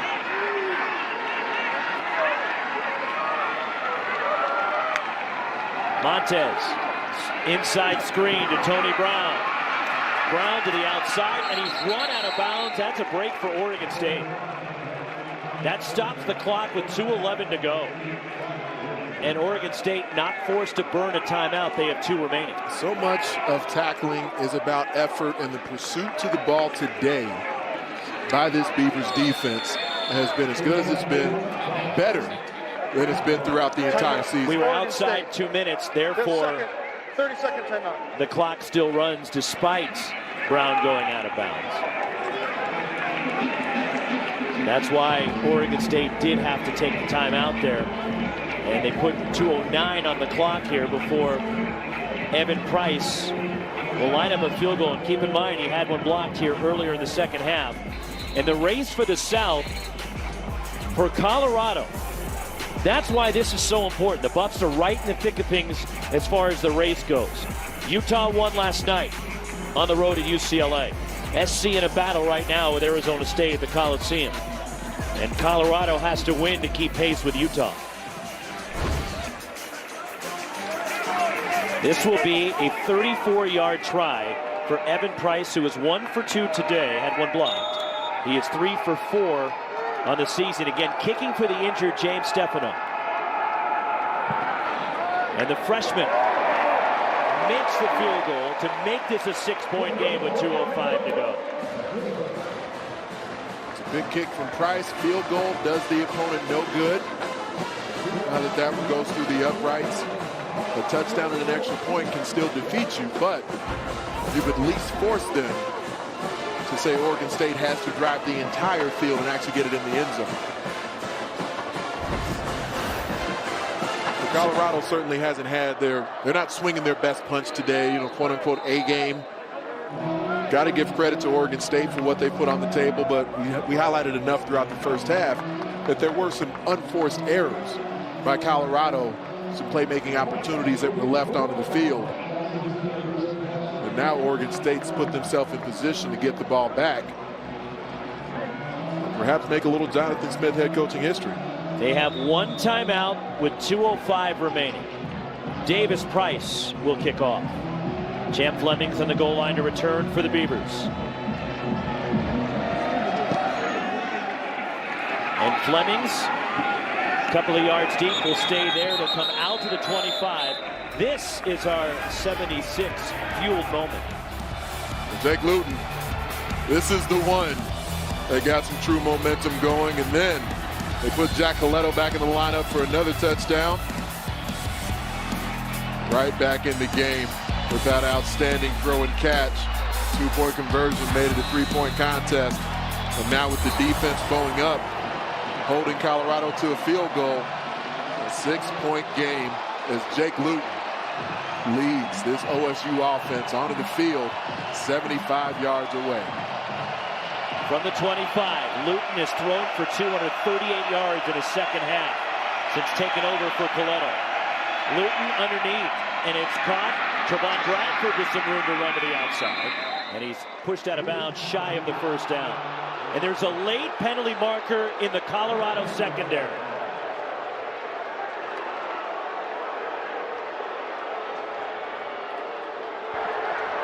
Personal foul, late hit out of bounds. Defense number 8, 15-yard penalty, first down. Some frustration from Trey Udofie. You just can't make that mistake at this crucial juncture. It's been a frustrating second half for the entire team, and certainly for Udofie as well. I mean, there's not much there. It's not very physical, but the receiver is clearly out of bounds. You can't do that. It's not a mistake you can make. You've made enough mistakes in this half. And for Oregon State, Timmy Hernandez is back in the game after getting checked out. Luton down the sideline for Hodgins, and there's a penalty. And Udofie again.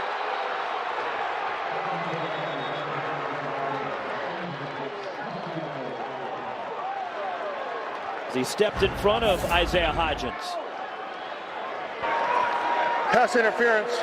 Defense number 8, 15-yard penalty, automatic first down. At this point, it seems to be even beyond just we're going for Isaiah Hodgins. It's almost like they're targeting Trey Udofie at this point because he's struggling so mightily in this half. And Colorado can't cover Isaiah Hodgins, who's had a monster game. And this is a quality secondary. There's some good defensive backs Colorado has. Someone's got to step up. At the 36 after the penalty. Luke throws the deep ball, and it's incomplete. Looking for Hodgins again. And was way off target as Rakestraw was there defensively for Colorado. Yeah, I'd say the last two passes, Jake Luton isn't reading the spacing of the safety. You got to be able to read the width of the safety in a way where you're not throwing this ball into traffic, because each of the last two snaps, he's locked in on Isaiah Hodgins, and the safety in position that time, Darian Rakestraw. Minute 45 to go. Hodgins is out this play. And a run play was called, but there are penalty markers down, and Oregon State may have moved early.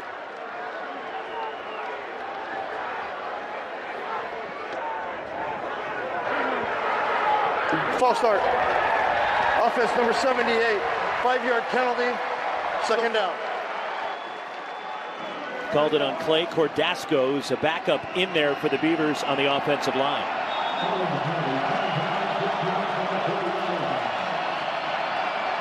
Backs it up outside the 40-yard line. Second down and 15.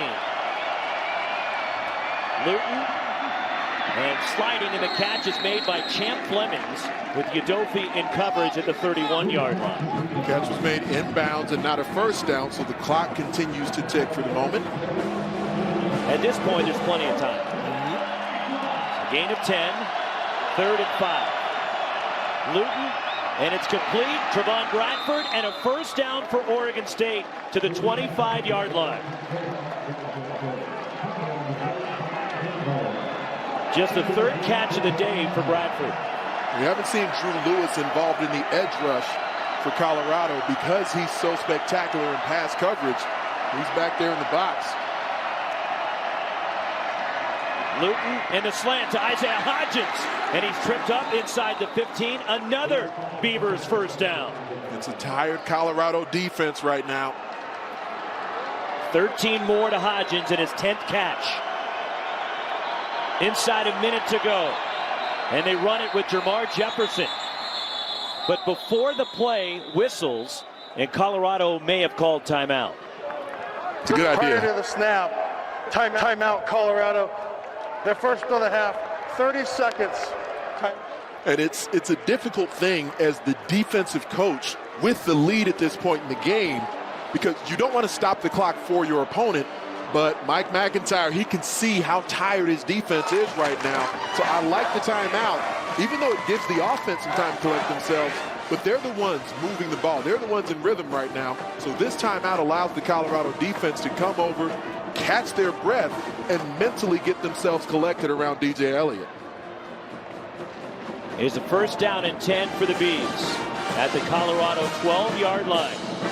The 22 straight road loss streak, and Oregon State with a chance here to possibly end it. 50 seconds remaining, and Oregon State, it's been all Beavers here in the second half. Down 31-3. They cut it to 31-28. It's now 34-28. Oregon State has also lost 13 straight conference games, trying to end that streak as well. Luton on first down, to the outside, too high for Hernandez. Covered by Udofia with Rakestraw coming over with a safety help. Second down. There's still a timeout and an opportunity for a first down. Jake Luton, pretty much every pass here as they've crossed inside the 30, he's been throwing into traffic. So he's staying aggressive with it. I think he can take an extra sort of millimoment to go through his reads though. Hodgins split out to the left. Looking for Hodgins. And it's incomplete. Udofia in coverage. Again, Rakestraw coming over the top. And looking for him in the corner. And the reason that's an important point is because Timmy Hernandez declared himself open as he came on an in cut. The Colorado secondary, they're always getting handsy. They've gotten some penalty flags for it.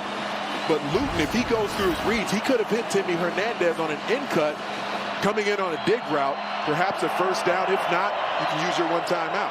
Third down and 10 at the Bucks 12. 40 seconds remain. Luton throws underneath to Jefferson, slipping out of the backfield. And he's bottled up at the 10-yard line after a short pickup, and Jonathan Smith will take that final timeout with 34 seconds to play. Well, they've been terrific on fourth down all season. They're 2 for 2 today. They need another one here in a big way. We'll go back to that field goal that Evan Price made. Certainly wasn't a long kick, but it was a very important kick because this moment, as we referenced at the start of the drive, means Oregon State has to go for a touchdown because of the fact that he struck that one true, made it a 6-point game as opposed to a 3-pointer.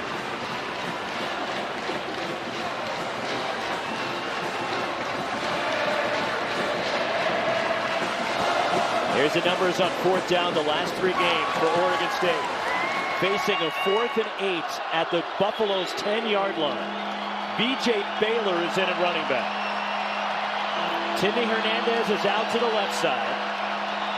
3 split out to the right, including the tight end, Noah Tongian. Isaiah Hodgins out toward the sideline.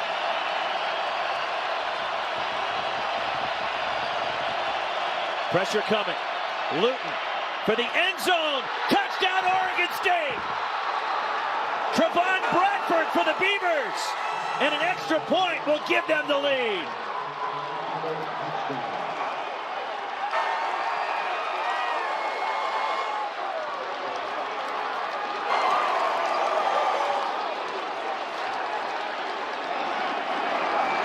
Unbelievable comeback from Oregon State.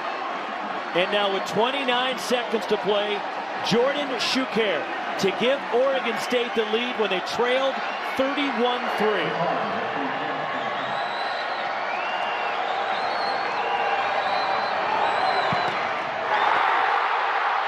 You have to be kidding me. Oh my goodness. Poor Jordan Schuker.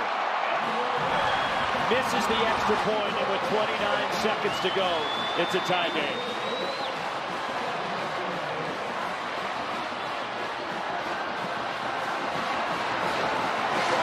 After going 8 plays, 75 yards in a minute 31. Luton to Bradford for the touchdown, and Jordan Schuker misses the extra point. The snap and the hold were true. Jordan Schuker just didn't strike it. Those are the moments that certainly separate victory from defeat. And we saw how many times, as Mike McIntyre was building his Colorado program, where moments like this came up short before he got it rolling. And he referenced a game in 2015, a signature moment in his program at here at Colorado where it turned. And that was against Colorado State. And that's when they started to believe. And yes, okay, the wins weren't coming the rest of the season, but they did win the South in 2016. This will be brought out of the end zone by Ronnie Blackman. And Blackman out to the 25-yard line. And this could be one of those signature moments for Jonathan Smith and him building back this Oregon State program. And at this point, because there's been more twists and turns than a theme park roller coaster in this game, the finish of this game will test the belief of both of these teams. They're both taxed and gassed, and both have backups in key positions at certain spots.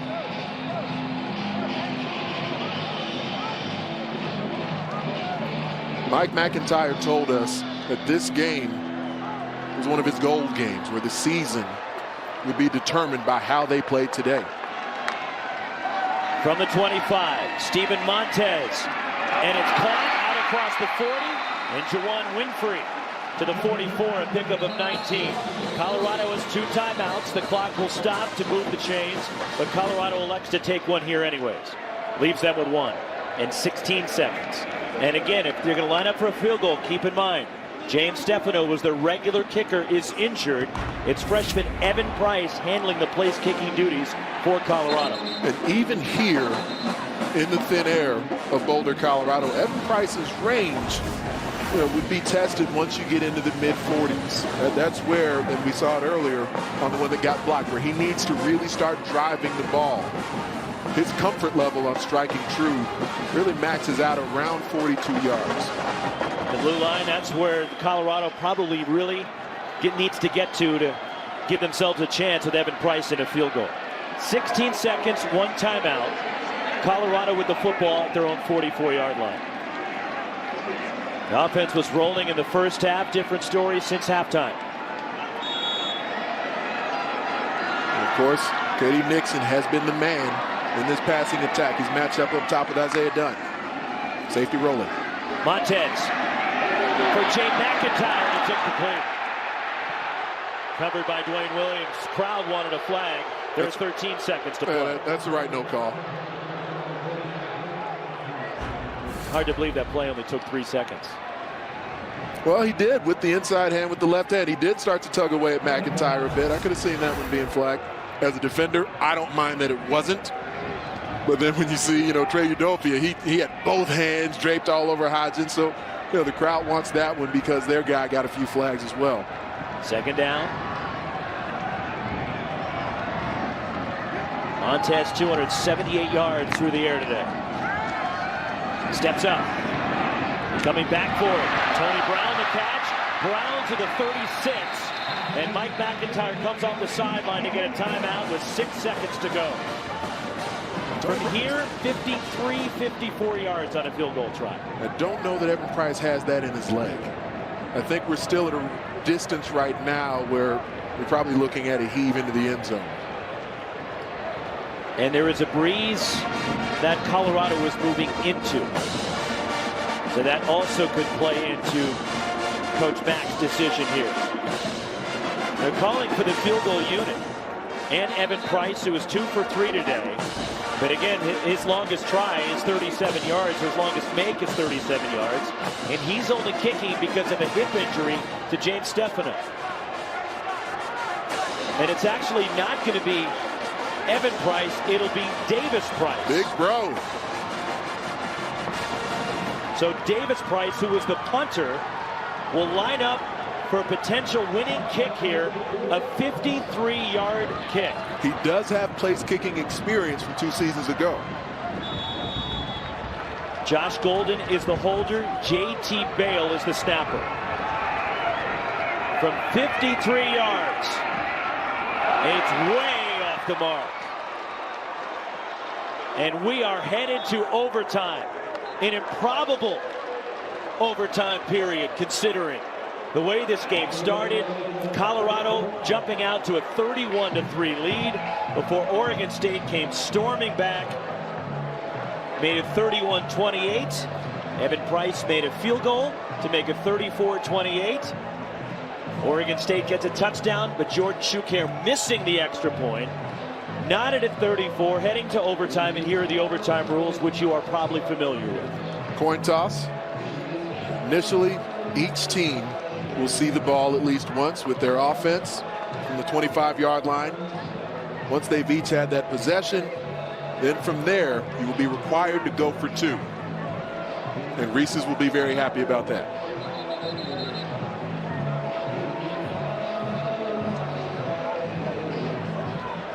So the coin toss, Timmy Hernandez coming out to represent Oregon State. Jay McIntyre, Rick Gamboa, along with Aaron Hagler going out to represent Colorado. Timmy Hernandez in a 1-on-3 Royal Rumble. Raise your hand if you saw this coming. Yep, I see no hands that are up. I mean, at halftime especially, it's one thing in the pregame comparison. Your 1 timeout will not carry over from regulation, so everyone has 1 timeout, okay? Here's a coin, same coin we used earlier. Red eagle is tails, blue side is heads, correct? Okay. What's your call going to be, Oregon State? Heads. Heads is the call. It is tails. Colorado's won the toss. Colorado has won the toss, has elected to play defense. Which end of the field do you want to play on? We're going to play over here? Okay. Oregon State has elected this end to play. First down, Oregon State. Oregon State will go on offense first. So Colorado winning the toss, deferring to play defense. In the meantime, we're going to send it to Chris Francis in the studio.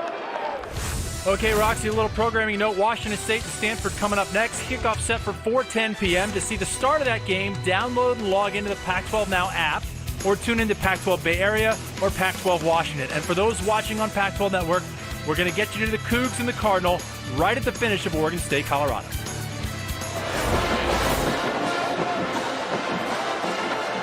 We've got overtime at Folsom Field. It was 31-3 Colorado after Trayvon McMillan ripped off a 75-yard touchdown run on the first play from scrimmage of the 3rd quarter. Jake Luton engineering an improbable comeback, and for Oregon State fans, a comeback for the ages, they hoping results in a victory here in Boulder. It's been the Jake Luton show in the second half, and Isaiah Hodgins has been right there with him every step of the way. They've been getting it done like Butch and Sundance. Defense from Colorado has had no answer. 25 out of 35 for 288 and 3 touchdowns all in the second half. The obvious question is to Jonathan Smith, well, why didn't Jake Luton start the game? Well, he didn't take many reps in practice this week. It was questionable if he was even going to be available today. And the reps he took didn't look great. He was hobbling around the practice field. We've seen a bit of that in the game today. He's certainly not having much mobility, but they've been able to keep him fairly protected in the pocket, and he's gotten the ball out of his hands on time. Bothered by a high ankle sprain and rallying this Oregon State club. Spinning is Jamar Jefferson, dragged down by Javier Edwards. Oh, yeah, they've got Jamar Jefferson. He's really good, too. We haven't had to see much of him as of late. It's almost like when Mike McIntyre spoke to Lewis going into the locker room at the half, it's almost like you could see his energy was wanting to resist his team allowing something like this to occur. Like he sensed this. 2nd and 9.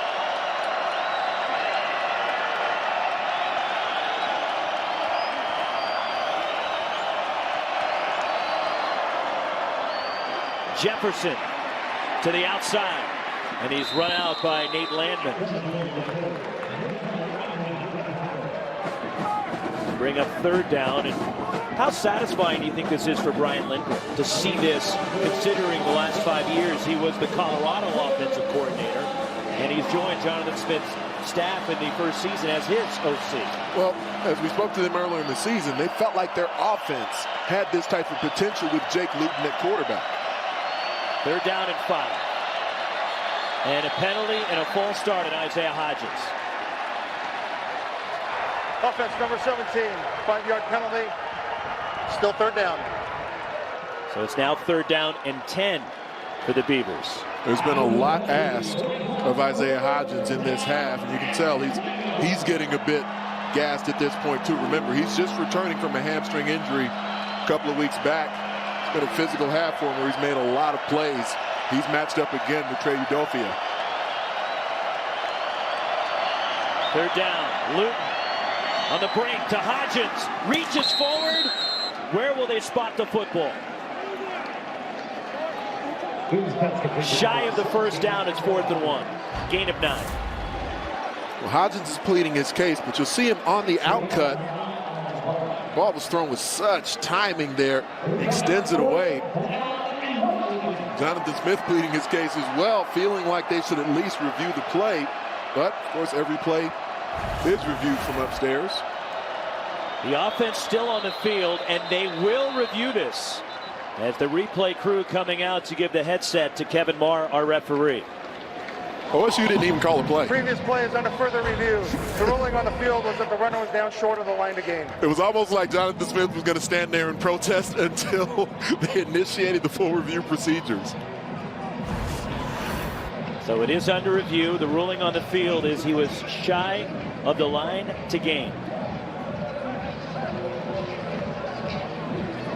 And the difficult thing, because Trey Udofia has been attacked throughout this half by the passing game of Oregon State, but not much of it has been of the really vertical nature, so it's difficult to just roll a safety over the top and say we're going to help him out.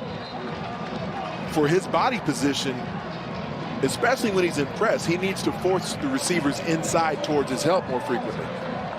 Here comes Kevin Marr. After further review, the runner did make the line to gain. The ball would be placed at the 14.5-yard line. 1st down, Oregon State. Good job by the replay crews. It appeared to me that he did not only get his forward progress to the line, but also extended the football just to make sure when he was being dragged backward. His quality presence of mind showed from Hodgins to do that. 1st down and 10. Inside the 15-yard line. Play action, Luton, and he throws too high for Hodgins. Well defended by Delrick Abrams. 2nd down. There's been some pressure on Jake Luton, but even on the plays where he's taken sometimes titanic hits, the ball's been gone. So that's one of the things that can sap the pass rush of your opponent. We saw so much penetration from guys like Mustafa Johnson in the first half. When they've gotten home in the second half with Luton at quarterback, it's been QB hits, but it hasn't been QB sacks. First possession of overtime. Colorado will get the next possession. Luton on 2nd down. On the move, Jake Luton throws. Noah Tongiai the catch. He's inside the 10, pushed out of bounds at the 8. A good block by Jermar Jefferson to keep that play alive for Luton. A spectacular block, just throwing his body in the way of the oncoming blitzer from the outside. And then Jake Luton, who we thought maybe needed one of those grocery store carts to even move around, he extended the play. Just the 2nd catch of the season for Tongiai. 3rd and 3. Luton underneath, crossing route, and Trevon Bradford spun around out of bounds. 1st and goal, Oregon State.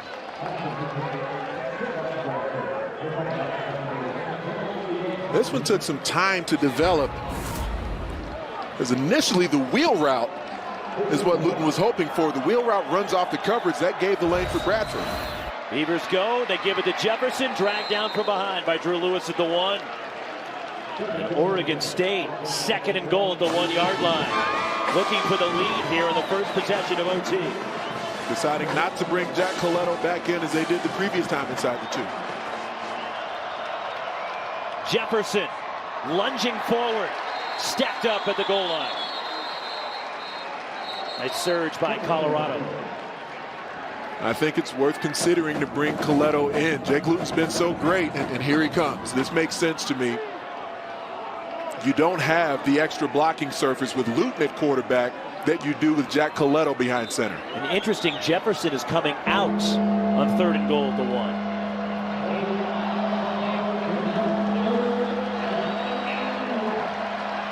B.J. Baylor is the running back. He'll be a lead blocker for Jack Coletto.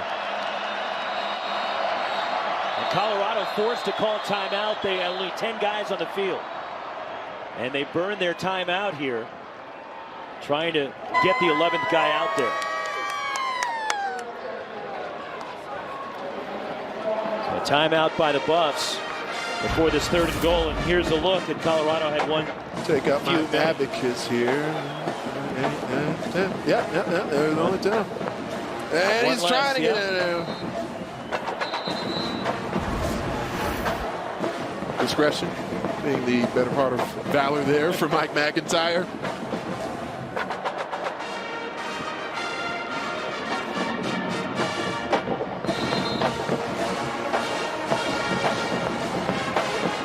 Again, Colorado will get possession after this Oregon State series.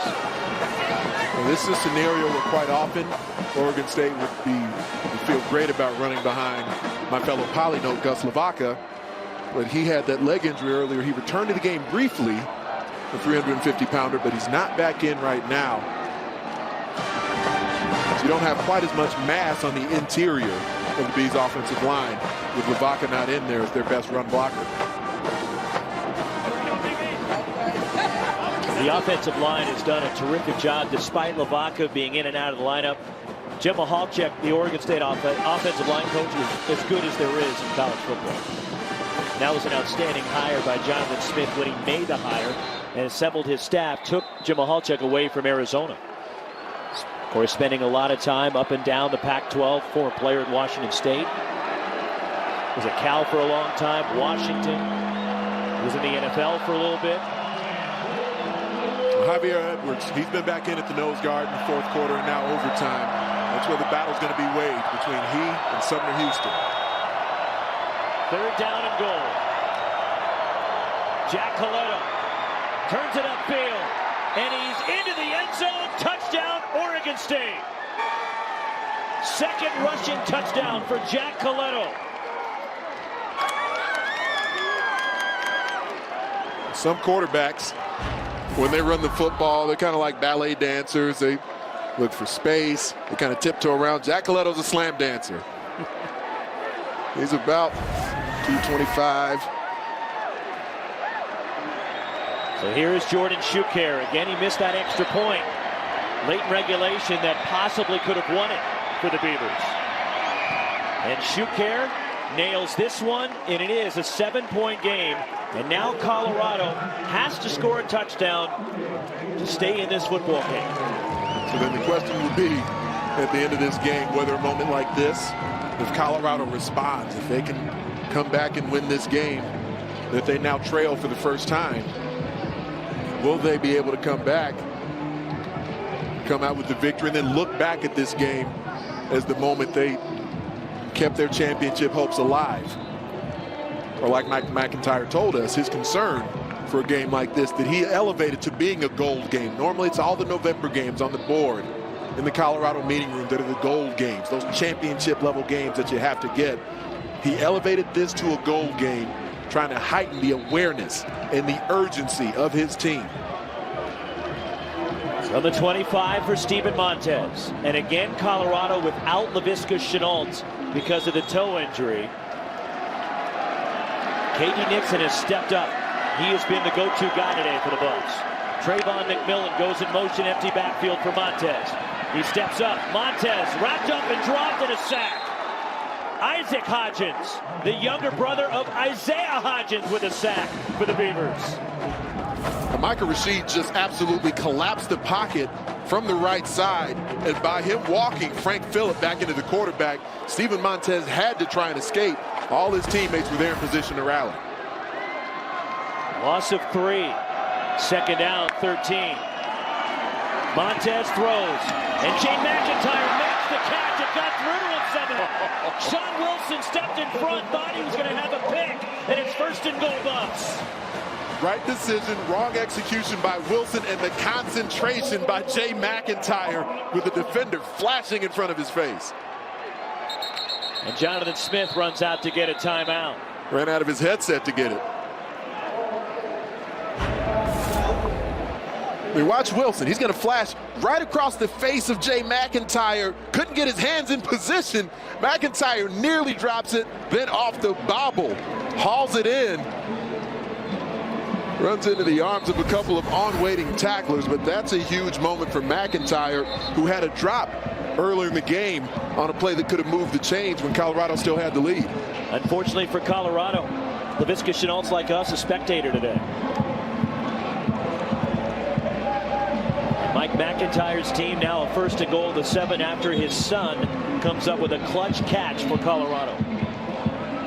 There's that moment of truth that I like to talk about for a defensive back, where you're determining, do I go for the ball? Do I play with a man? Do I secure a tackle?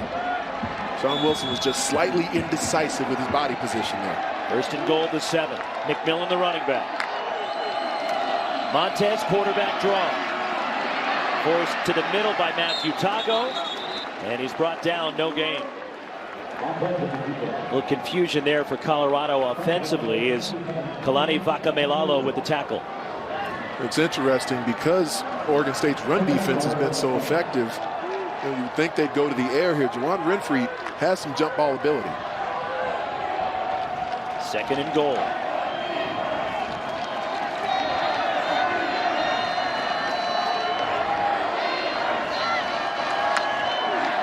Montez on the rollout.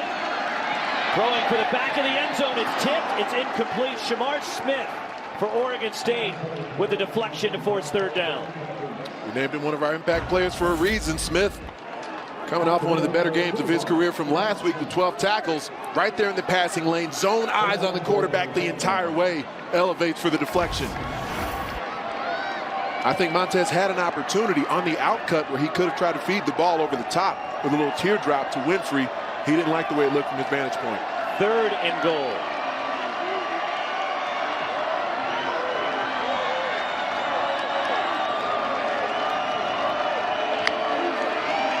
Montez fires through the hands of K.D. Nixon.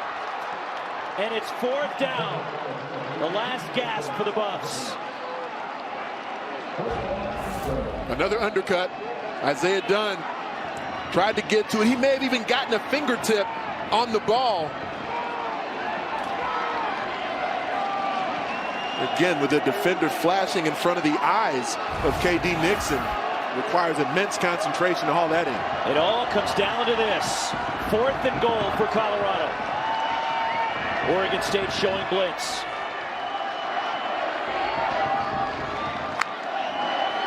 Montez throws. And Oregon State, a miraculous comeback is finished. The Beavers have won in Boulder.